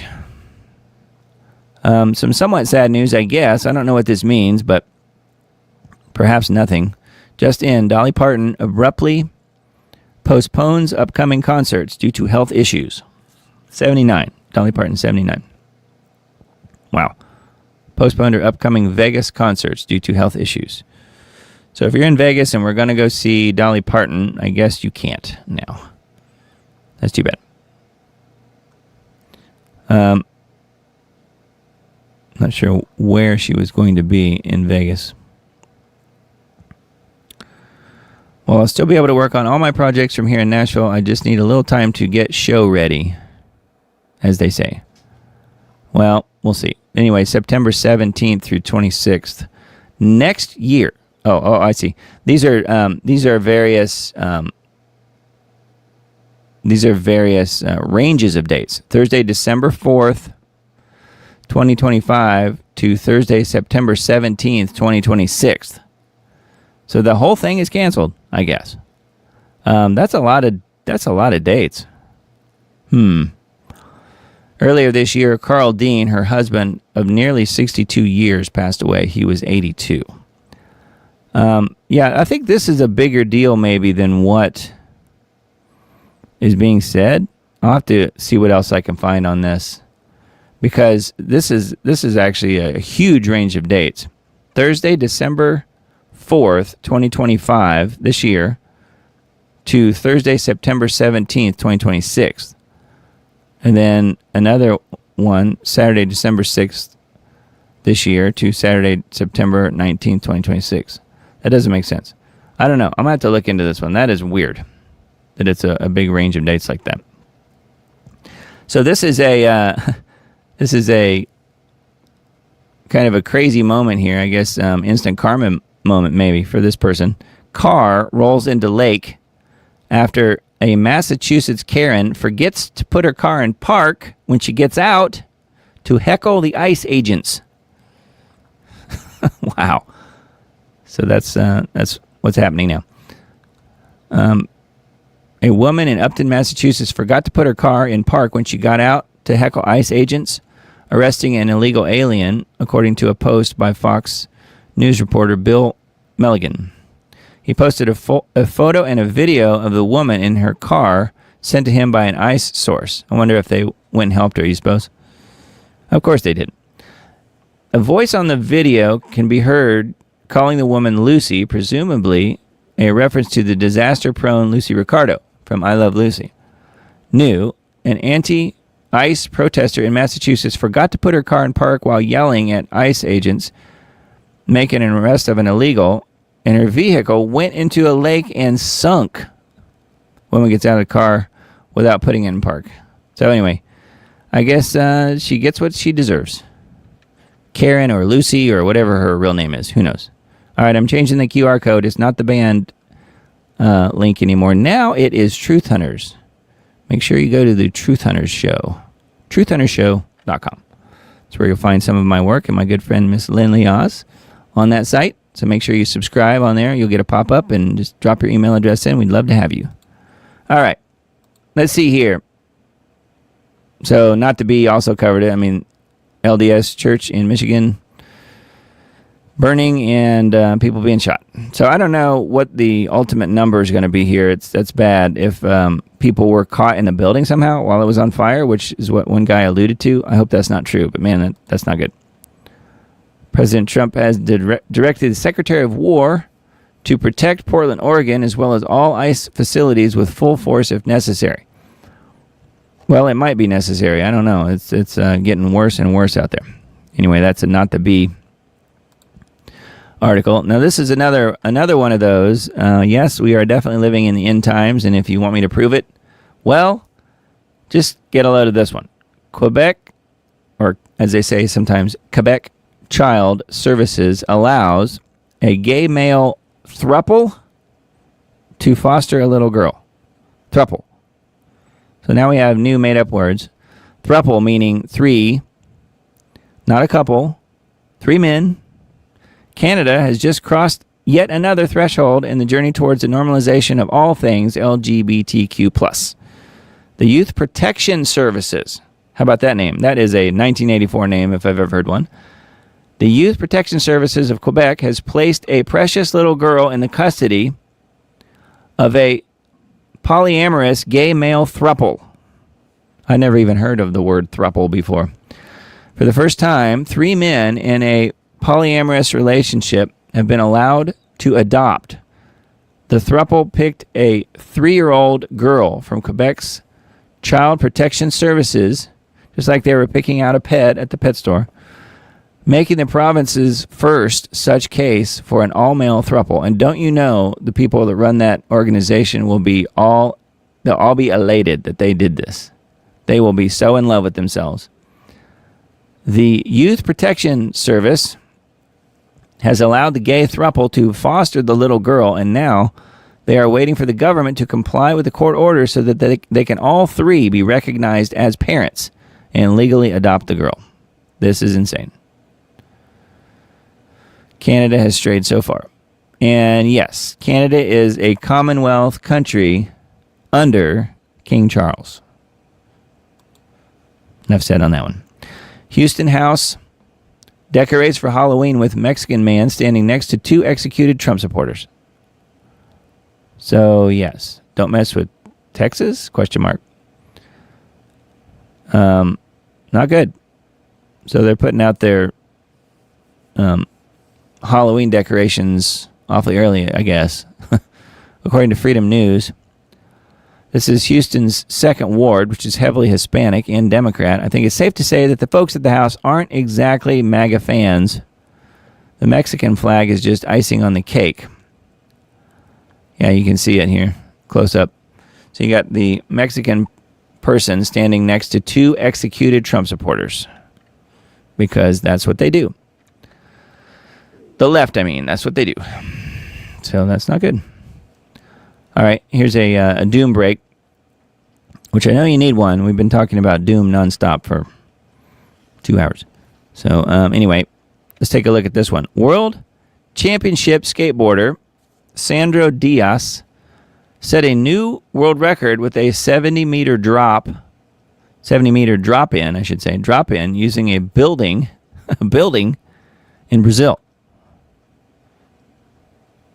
So, wow. You want to see it? You know you do. World record attempt. So this is him with the GoPro, and I think we have a GoPro camera shot embedded here too, although I hadn't watched that. So here it is. He's dropping in from 60 meters.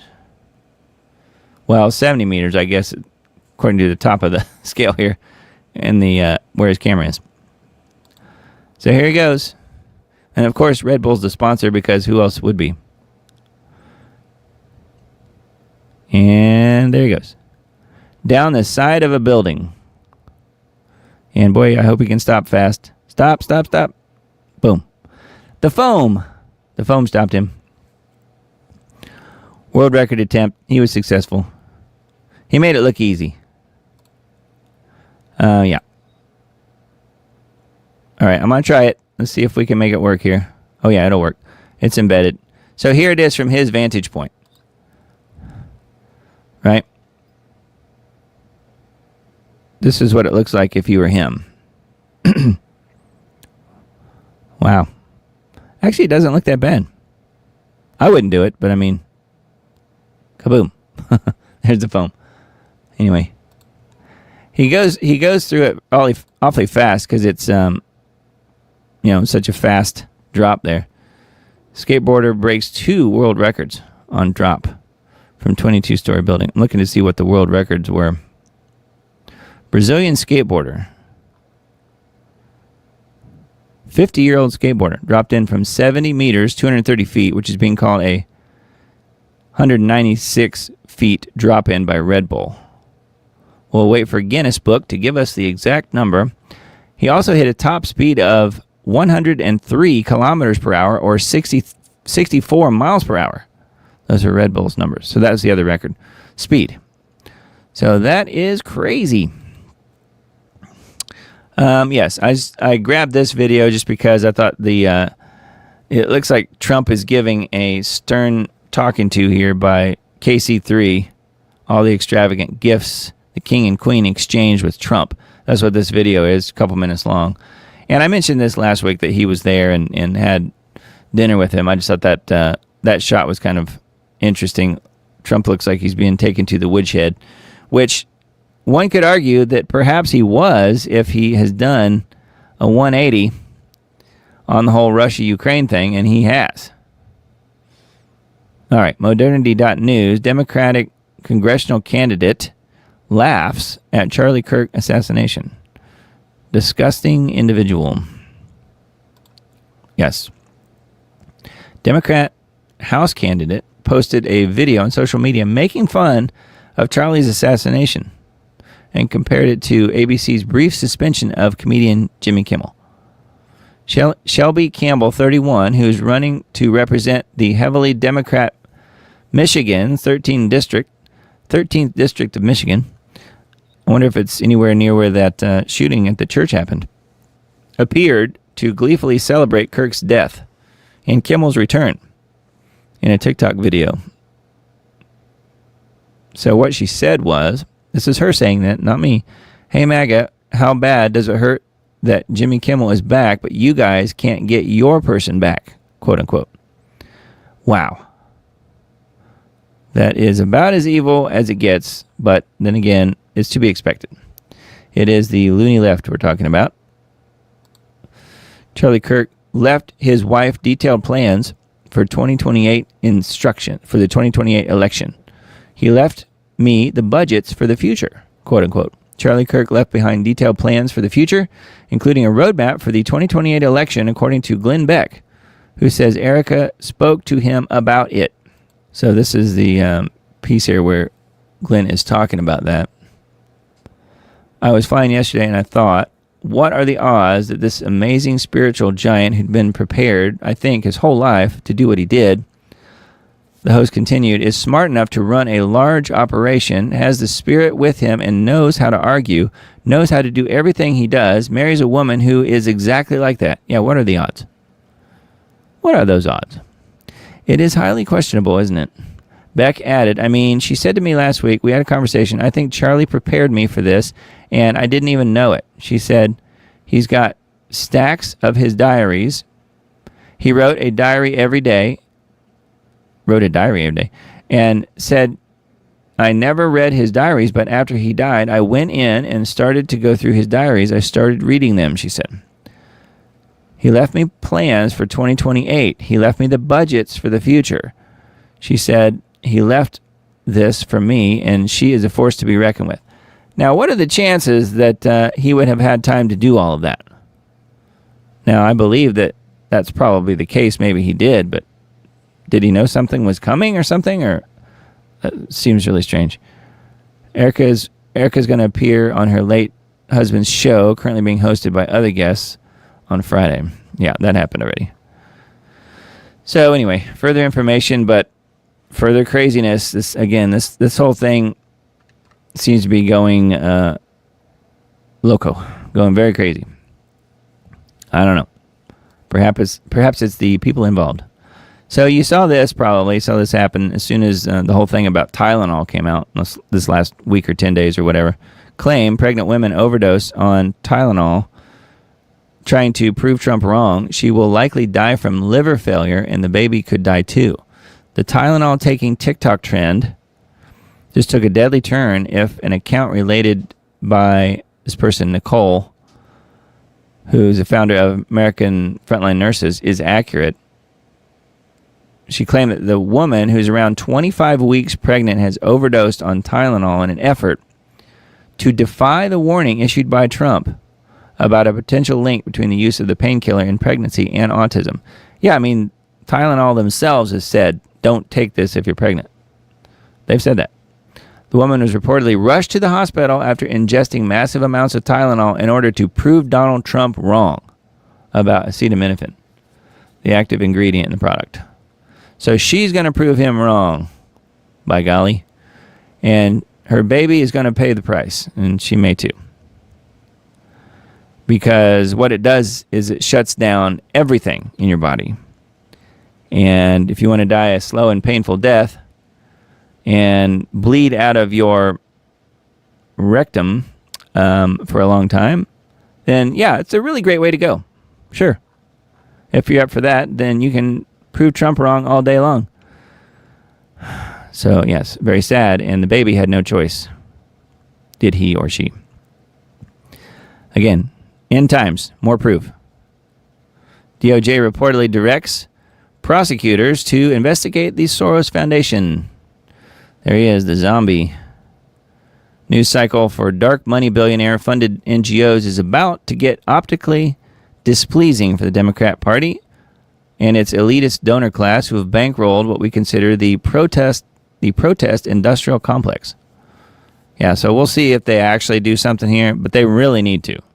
If they want to defund Trantifa, then investigating the Soros Foundation is a really good place to start. Modernity.news is where that is. Okay, a few InfoWars articles. UK goes Orwellian with mandatory digital ID and biometric tracking. We covered that already, and I showed the video. Breaking live Sunday briefing. Mormon church in Michigan set ablaze after a gunman shoots multiple people.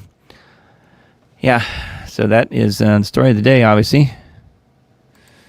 And then one more about the gunman open firing from the boat on the restaurant in North Carolina.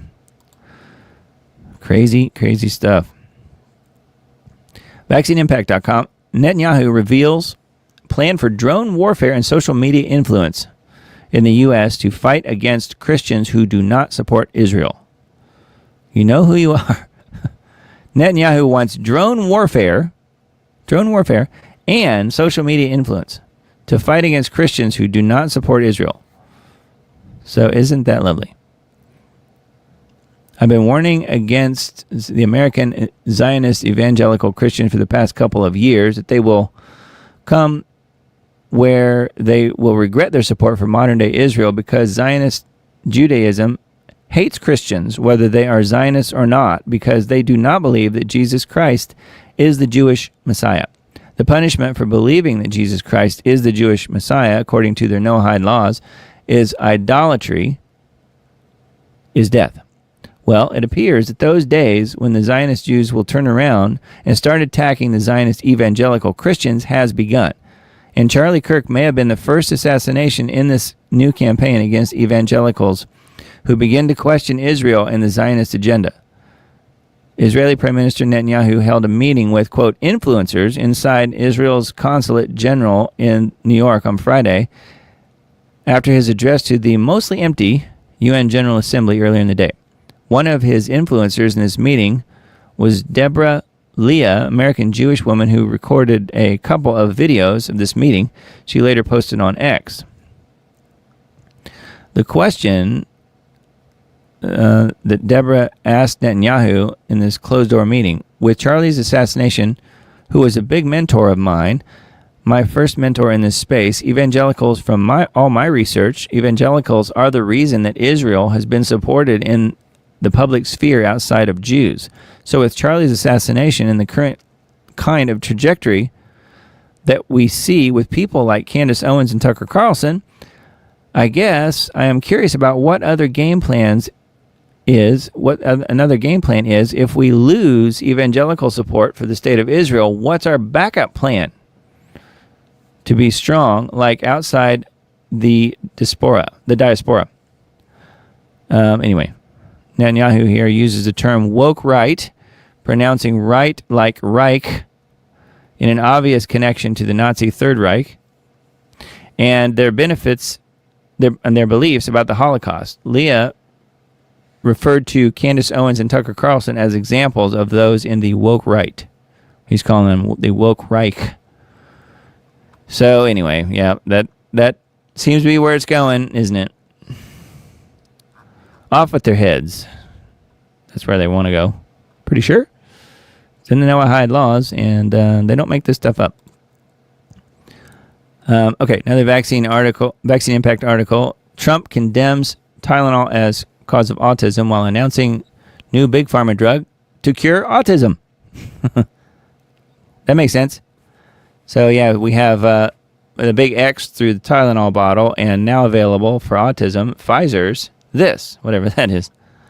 So yes, we're going to take another drug for autism. Isn't that nice? Yeah.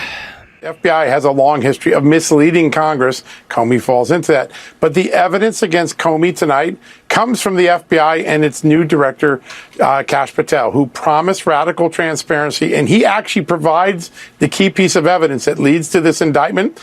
If you're a member of Congress and you've been tired of being lied to by the FBI, tonight's the first time the FBI actually did something about it. They turned in their own man tonight. I think that's an extraordinary part of this story. The Comey indictment will showcase the worst abuses against the Republic in DOJ history, as the rotting inertia causes the dominoes to fall in the hallowed halls of the district of corruption. Even as new bombshell information reveals that a recent disclosure by the FBI to Congress verified that 275 FBI agents were in the crowd on January 6th, far more than the measly 26 informants that Inspector General Horowitz had been notified of back in December of 2024. And now Representative Barry Loudermilk chair of the House Administration Subcommittee on Oversight, has called for more details on whether these newly revealed 275 agents or informants were there to monitor, instigate, or simply observe. January 6th has never looked more staged, a crime to cover up another crime, but one crime scene at a time. The scurrying is beginning. James Comey's son-in-law, who prosecuted J6ers, has resigned his position as assistant U.S. attorney following the news of the former FBI director's indictment, as declassified emails lead squarely back to President Obama's oversight of intelligence community actions in 2016 as a participant in the Russiagate deception. Still, Comey and all of his hubris remains defiant. We will not live on our knees, and you shouldn't either. Somebody that I love dearly recently said that fear is the tool of a tyrant, and she's right.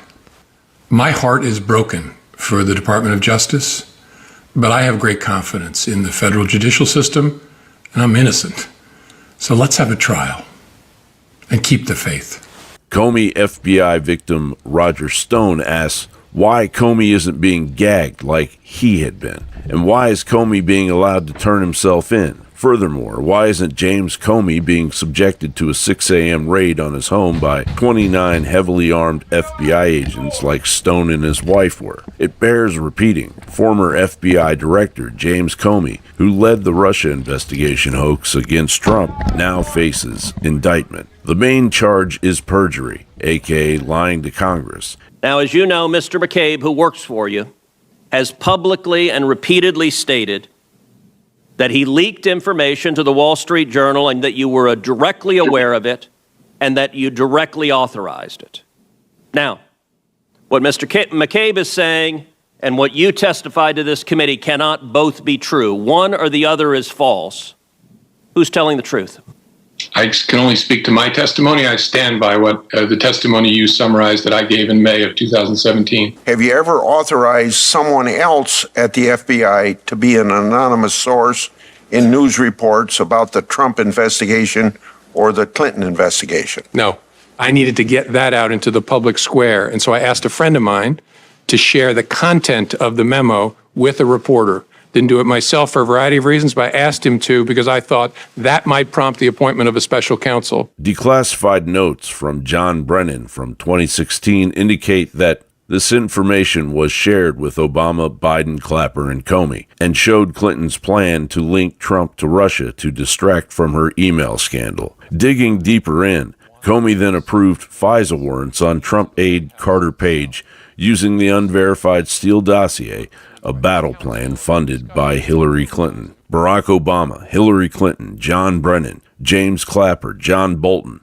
Bruce and Nellie Orr, Stefan Halper, Peter Strzok, Lisa Page, Andrew McCabe, Rod Rosenstein, Christopher Wray, and Adam Schiff. And that's just the Russiagate debacle. American Providence, unrelenting truth seekers, and piles of evidence have now ensured that Occam's razor is in full effect. Convict him, bar him from future service, have the prosecutors, the local prosecutors in New York, pursue him for the fraudster that he was before he ever became president? Question is not if, but when will the cowering deep state strike back? John Bound reporting for InfoWars. Yep, I thought that was a good report. That kind of sums it up as far as the whole Comey incident, the whole Comey case. So we'll see where that goes. I don't know. It's right now looking like it could involve some jail time, but who knows? I mean, these people get out of, every time that you think you got them, they get away. So my guess is he'll wiggle his way out somehow, but I don't know. I'm hoping that he's able to do some hard time here, and maybe that will prevent some other people from doing something similar to what he did, or perhaps other people will start to roll over and talk as well. So who knows? The declining influence of the UN was illustrated this week when most nations walked out on Netanyahu's speech. So yes, this is more on the problem speech here that Bibi gave at the UN. So we mentioned that a few times tonight, so no point in going back into that. But that one is on vaccine impact if you want another different perspective. And then GeoWatch for this week, creating climate chaos. If you guys don't know, I am the website manager for Mr. Dane here on geoengineeringwatch.org. So make sure you are signed up on that newsletter list. You can go there and click right here. It says email list sign up and easily join, totally free. And this week's Global Alert News starts like this. This won't end well. Scientists expose geoengineering plans, according to the Sustainability Times. That's the name of that article. The report then states interventions could pose significant environmental risks, an understatement of unimaginable proportion. From The Guardian, corporate capture of UN aviation body by industry. No surprise. Delegates to sign non-disclosure agreements. Also, no surprise. The cancer of criminal control is metastasizing from countless directions. The latest installment of Global Alert News is embedded right here. Creating Climate Chaos is the name of that one. And make sure also that you check out The Dimming, which is a film that we put together a few years ago now. 26 million views on that film. Not on Rumble. This is linking over to Rumble, but the YouTube version does have 26 million views. Isn't that crazy? Time flies. It's been out for a little while now, but it is a really good film, and I was happy to be involved in helping with that one and with the website in general. So make sure you're out there supporting geoengineeringwatch.org and that you're on the email newsletter list if you want to be. And then this is the part of the show where we talk about the scheduled weather. This is what's coming up. October 4th through 8th, 6 to 10 day temperature outlook. So we usually always have the stripe down the middle or somewhere where you have a hot side and a cool side. And we're back to that again coming up for this date range, October 4th through 8th. Whereas only the extreme west, really, for the most part, is going to be below or near normal. Everybody else is going to be pretty darn warm. So that's what's coming up. And chances are it's going to be pretty warm wherever you are. So anyway, that is the scheduled weather coming up October 4th. So anyway, climateandeconomy.com. I usually look at this just to see what some of the headlines are. Let's see here. Talking about the Earth's albedo reflectivity. It hit another record low. Interesting. Because that's why they put the particles, they put all of the geoengineering particles up there, is to increase the Earth's albedo, right? The reflectivity. But this is saying though that the darkening of the planet is growing stronger, according to this article. So who knows? Chinese-led research team has shed new light on how the Arctic Ocean may have intensified one of the Earth's most dramatic warming episodes 56 million years ago, and a discovery that could carry a warning for today's climate. Seeds of Change, Scotland's agriculture sector is facing the realities of climate change. So most of this is the type of stuff that Mr. Dane would report on as far as some of the headlines and so forth. Talking about the Earth in meltdown mode, essentially. And then they're using geoengineering to attempt to try and control things and make things look somewhat normal, but things are getting out of hand very, very quickly. Istanbul faces water crisis as dam level drops to critical 30%. What else we have here? Hyderabad in India, floods. So we have, crazy floods and all kinds of weather insanity going on. Crops failing, and so much more. So there's a lot here, and again, these are all pretty much articles that the mainstream media doesn't touch, and really alternative media doesn't either. So it's a good site, though, climateandeconomy.com. That was the roundup of today's climate news from yesterday, September 27th. Anyway, have a look at that if you guys are interested. And then thought this one was interesting too. Israel 365 News, Bill Maher. Muslim persecution of Christians ignored because Jews not involved, quote unquote. How about that? Real-time host Bill Maher made a stark observation, so they agree, on his Friday show that cut through the noise of selective media coverage and exposed the glaring double standards of global activism, the systematic killing of Christians in Nigeria by Islamist groups is being ignored by both media and student protesters because the Jews aren't involved. So that's why. No, that's not why. It's not being ignored because the Jews aren't involved. They're being ignored because they're Christians. So you're missing the point here, Bill. So anyway, I thought that was pretty obvious, but I thought I would point it out just because it's simply not true. They're ignoring it because it's Christians being murdered, not because it's Muslims or someone else doing it, or because, as they say here, the Jews aren't involved.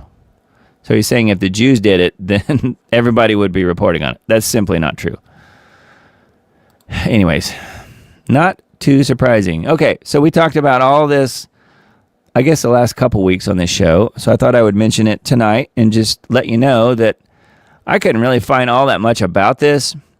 So on Feast of Trumpets this past week, they were supposed to have, according to several videos I saw, and then articles as well, we pointed them out 2 weeks ago, that during the Feast of Trumpets, they were going to have all of these, they call it Rosh Hashanah, they're going to have all of these trumpet blasts from the ram's horn, and shofars blowing. And they did do that. And that is, you could find a lot of videos here of people talking about exactly that. So that did happen, but beyond that, I'm not sure there was any other huge news to come out of Jerusalem or Israel this past week during the Feast of Trumpets, other than the fact that the shofars were blown and there was a lot of publicity given to them on that. So I looked over on the Temple Institute on their Facebook page, because this is like, they have a pretty good website, but like all of their daily posts and things that they do isn't really on their website. It's pretty much just on their Facebook page. So this is probably one of the better places to look and see what is officially coming out, because the Temple Institute might as well be part of the Israeli government, because they're the ones that will be funding and responsible for the third temple when it gets built. Okay? Not if it gets built, but when it gets built. We've talked about the third temple on this show so many times. I hate to go over it too much here, but I wanted to see if on their Facebook page, if they had anything about the whole shofar blowing, and they do have some information on here, and you can see the huge crowds gathering, and there were some pretty good videos of the shofars being blown. But beyond that, I didn't really see anything significant necessarily come out of this last week, because I thought maybe they were getting ready to have some sort of big announcement or something that they would try and do during Rosh Hashanah, during all of the week of the feast. And there is another one coming up, obviously. It's Yom Kippur preparations are coming as well. So, I mean, who knows? But I do think that it's certainly worth keeping an eye on what they're doing. But there's not really any new information as far as that goes, as far as new breaking information. One thing I did look up, though, and you might find this interesting. This is a guy that I've talked about on my End Times Dates series. This is the Yanuka. I mentioned him in a video from 2019, I think it was. It was quite a while ago. 4 years ago. So 2021 is when I posted this video, part 10 of End Times Dates, where I went in quite a bit of detail here and talked about this Jewish rabbi. His nickname is the Yanuka, and his real name is Rabbi Shlomo Yehuda Berry. And he is a really interesting guy. And because of the fact that I knew about him and have talked about him for quite a few years, I wanted to find out what Google's AI thought as far as could he possibly be the Moshiach, the Messiah for the people. And this is what the AI that's based around the Google search, anyway, that simple one, this is what it said. And I thought it was pretty interesting. Take it or leave it. It may not necessarily mean anything. But here's what it said. When I did a search about the Eunucha on there and asked it specifically, could it be possible that he is the Moshiach? Here's what it said.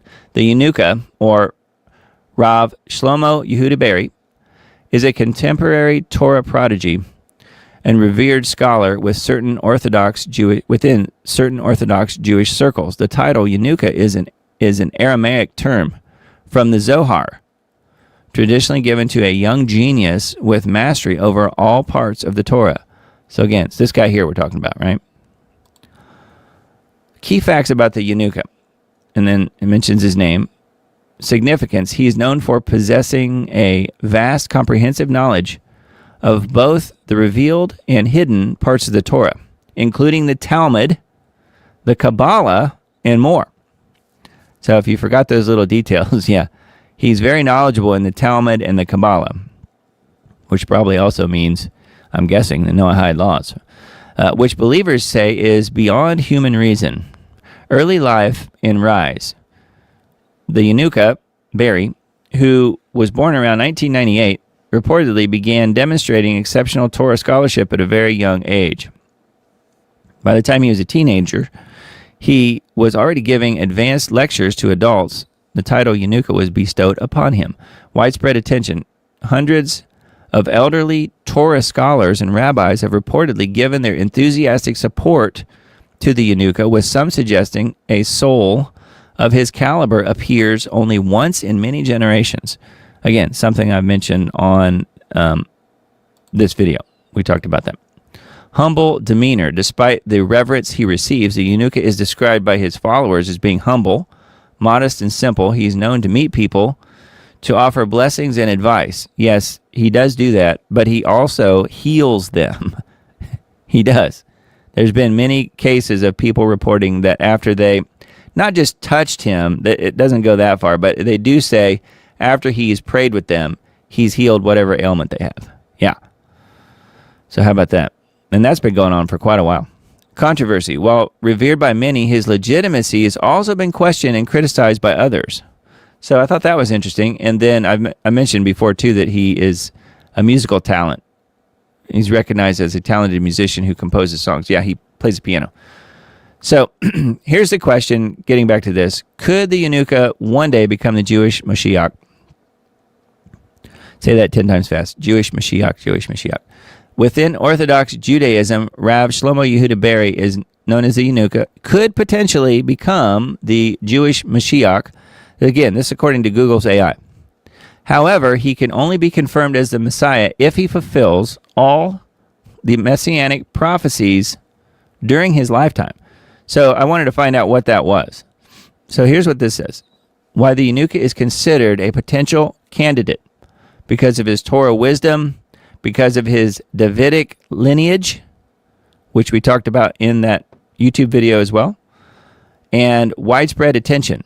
The attention and adoration the Eunucha receives from numerous prominent rabbis and a wide following lend him credibility within certain Orthodox communities as a potential or presumptive Messiah. How about that? He does get the rock star treatment, and I mentioned that in the video. Again, this video. If you missed it, we'll link to it in the Substack post.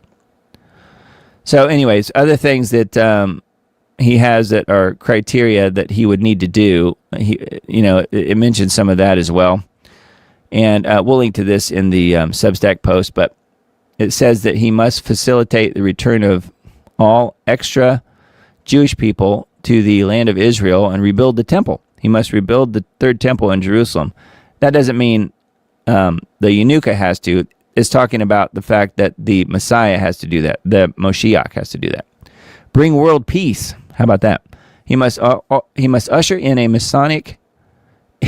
He must usher in a messianic age of universal peace, justice, and prosperity, where all nations will live in harmony and acknowledge the God of Israel, and lead all Jews to Torah. He must inspire and influence all Jewish people to follow the ways of Torah and reinforce its observance. And then it says, lastly here, why he is not confirmed definitively as a Moshiach yet, meaning the Yanuka. The Yanuka, like any potential candidate in every generation, cannot be officially declared the Moshiach until he completes all of the prophesied tasks. In Judaism, the Messiah is a human leader, not a divine being, who's empowered by God to fulfill his mission. If a presumptive Messiah dies before completing his mission, like the historical figure Bar Kokhba, then he is not the Messiah. For that reason, the messianic belief is a dynamic one that remains contingent upon the fulfillment of prophecy. So they're saying that he can't really be the Messiah unless he completes all this list of tasks. And if he dies or somehow doesn't complete them, then they just move on to the next person, essentially. So anyway, I thought it was kind of interesting. That is briefly basically what Google's AI said about this guy. So it's not really a definite yes, but it's not really a definite no either. So it's pretty interesting and definitely something to keep in mind. I do think that's probably coming soon, whether it's him or someone completely different. I don't know. Anyway, that was the end of the articles I had for you guys tonight, and I've got a few other pages here I just thought I would mention, if you guys don't mind. The current QR code in the upper corner up there is for Substack. So if you guys want to join Substack, you can scan that with your smartphone, and it will go right to the Substack page, which is actually this one right here, diamondist.substack.com. Just drop your email address in and hit subscribe, and you will be all signed up. That's all there is to it. And you'll get the email blast when I send it out, probably either tomorrow or Tuesday, and it'll have all the links for everything I talked about tonight.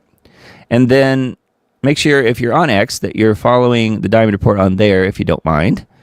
And I did post a few videos on here last night, I guess it was, of some older videos that I refound on my now resurrected YouTube channel called Diamond Disc, and I put in the words "The Diamond Report" on there so people wouldn't be too confused. But there are a few videos on there that I'd totally forgotten about that I had made, I guess, back in 2019, according to this. But yeah, this is some personal videos that I made that are talking about your health matters, okay? In one video, we are looking at laptop Wi-Fi and wireless router EMF radiation. So I ran a test. I've got a meter, and I ran a test on it, and it's a video talking about that. Another one on cell phone radiation, EMF test, and another one on smart meters, smart meter pulse EMF radiation test. And this one, I think maybe it could be the most interesting one to a lot of people. Just starting your car does this to your health, and it shows how when you're driving your car, especially if it's a fairly new one, it's a lot like driving around in a microwave. And in fact, there's another meme here that I found which reminded me of these videos talking about EMF radiation test in an electric car. Now, that wasn't me that did that. This is simply a meme that was going around. EMF radiation test shows sitting in an electric car is like standing near a microwave, a running microwave oven. So that is the meme, which reminded me of these videos that I created several years back. So it's still relevant. It's still very true. And note that pretty much anything I say in these videos, it's actually worse now because now we're 5 years on, 6 years on. Because I did these back in June of 2019, looks like, according to what I'm seeing here. So smart meter, radiation test, cell phone as well, laptop, Wi-Fi, and wireless router EMF tests. So have a look at that. They're embedded there. They're linked to from my Diamond Report on X account over to the YouTube channel. If you're on the Diamond Disc YouTube channel, you can find it on there as well. Just do a search for them. And yeah, pretty easy to find. And then again, Substack, if you guys don't mind signing up there. And then if you want to help out what I'm doing and provide a little support, I would really, really appreciate that. It is there. It's available if you guys want to chip in. Got a few people helping me out. 7 total whopping subscribers on the Subscribe Start account, starting at $5 a month and up. And then I think I've got 8 total on Substack at the moment. So we have 15 total people here paying the bills for me, helping me pay the bills. And we wouldn't be here without them. So thank you guys very much. You know who you are. And I couldn't do that. I could not do this show without you for sure. So speaking of the crazy missing channel that has now been resurrected, this is it, Diamond Disc. I added right here the Diamond Report just so people would know what it is, but it's back, and I cleaned it up a lot. I got rid of a lot of superfluous stuff in old videos that had no relevance and no reason to be on there anymore, but it is ready, and we're going to be adding new information, new videos to this channel. Currently at 27,000 subscribers, so thank you guys who are part of that channel. And then this is the backup channel at this point. Trying to get to 1,000 subscribers on here, but a little ways away yet. But that's Take It to the Lord in Prayer End Times Dates, which has been my main YouTube channel for the last almost 5 years. So please subscribe to the backup channel. Help me build that as well if you don't mind. And then we've got, obviously, the other channels like Rumble, BitChute, and Brighteon, and we'll look at those briefly. And it's Diamond Disc everywhere, DIAMONDISC, Diamond Disc everywhere. And I did that because it's a fairly simple, unfortunately, it's a little bit hard spelling, I think, for people to remember, but it's fairly simple just because it's the word diamond, just with the 3 extra letters at the end. And so, therefore, it makes the URLs pretty small. It's not like the name of an entire show or something. So it's just Diamond Disc, or you can search for the Diamond Report on any of these platforms and hopefully find it. But it is Diamond Disc on Rumble, and then also on BitChute. BitChute's another good platform out there. Free speech type of system, free speech platform, and then Brighteon, of course, which is Mike Adams' platform as well. Another good one. So yes, the Diamond Report on all of those platforms, and then the only place where it's not really called that, meaning Diamond Disc, is Band. And it is just called the Diamond Report on Band. So this is 105 members strong at this point, and you'll see a logo that looks like that. So if you see that, you're in the right place, and I think Miss Emily probably posted the links in chat at some point somewhere along the lines. And anyway, thank you for being here tonight. I really appreciate it, and thank you for your valuable time. It means a lot to me, and I will get this show posted everywhere I can and put it out everywhere, and certainly would appreciate anyone who wants to help me share it. And let me take a look at the comments just real quickly and see if there's anything that I've missed from you guys while I've been gabbing and blabbing the whole time. There's a lot of comments here, so I'm going to have to skip through them quickly because I don't want to waste your time.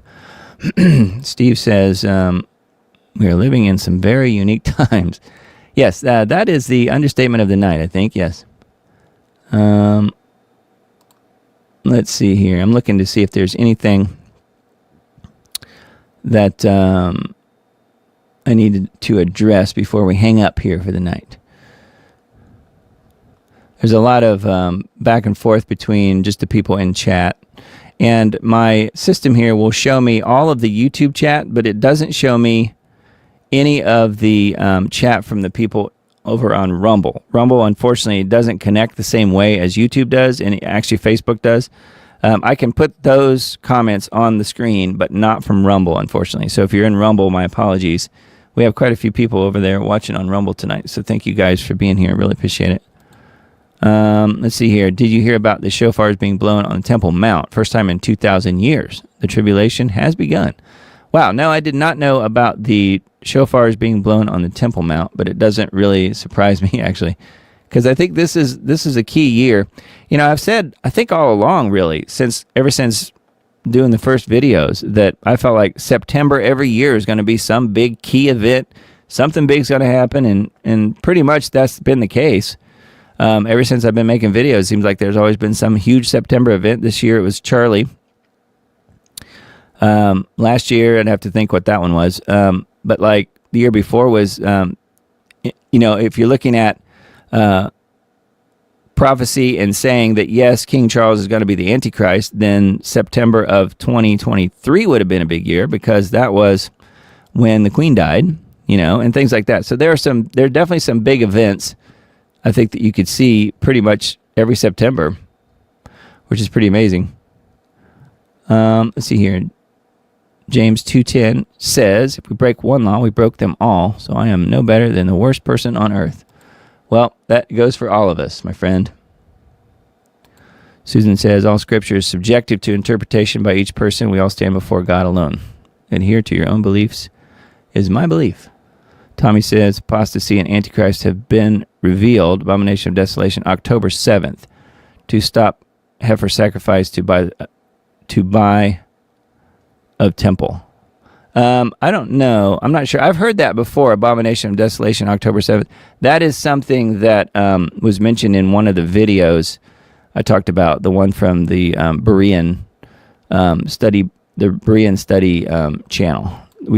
He's mentioned that before, that was the abomination of desolation. I don't know. I personally think October 7th, 2023 in Israel, that was a stand down. It was allowed to be as bad as it was on purpose. So can that possibly be biblical and scriptural as far as the abomination of desolation? I don't know. I have my doubts on that, but you're welcome to believe anything that you want. I mean, I'm just saying it doesn't really make sense to me. Miss Emily says, thank you and good night. God bless you and your family as well and everyone out there. So thank you guys for hanging out with me tonight. We'll do this again next week. Looking at the calendar here.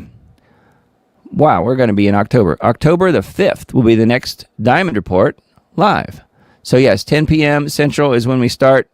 Kind of late for a lot of people, but my crazy, wacky schedule, that's about when I can make it happen, unfortunately, is late on Sunday nights. So thank you guys for being here tonight. I really appreciate it very much, and we'll do it again next week. And I hope you guys have a blessed week this week, and keep an eye out because things are moving fast, moving very fast. Keep Jesus close, and open that Bible up. I'm saying that for myself too. Open that Bible up and learn more about Jesus because the Word, the living Word, is Him. He is the living Word, and the more you read the Bible and learn about it, the more you understand Jesus Himself. So I would say do that this week. I'm going to try and do that myself as well. So all that to say, I hope you guys have a real blessed week this week. And again, we'll do it next week. And I love you guys, and we'll talk to you then.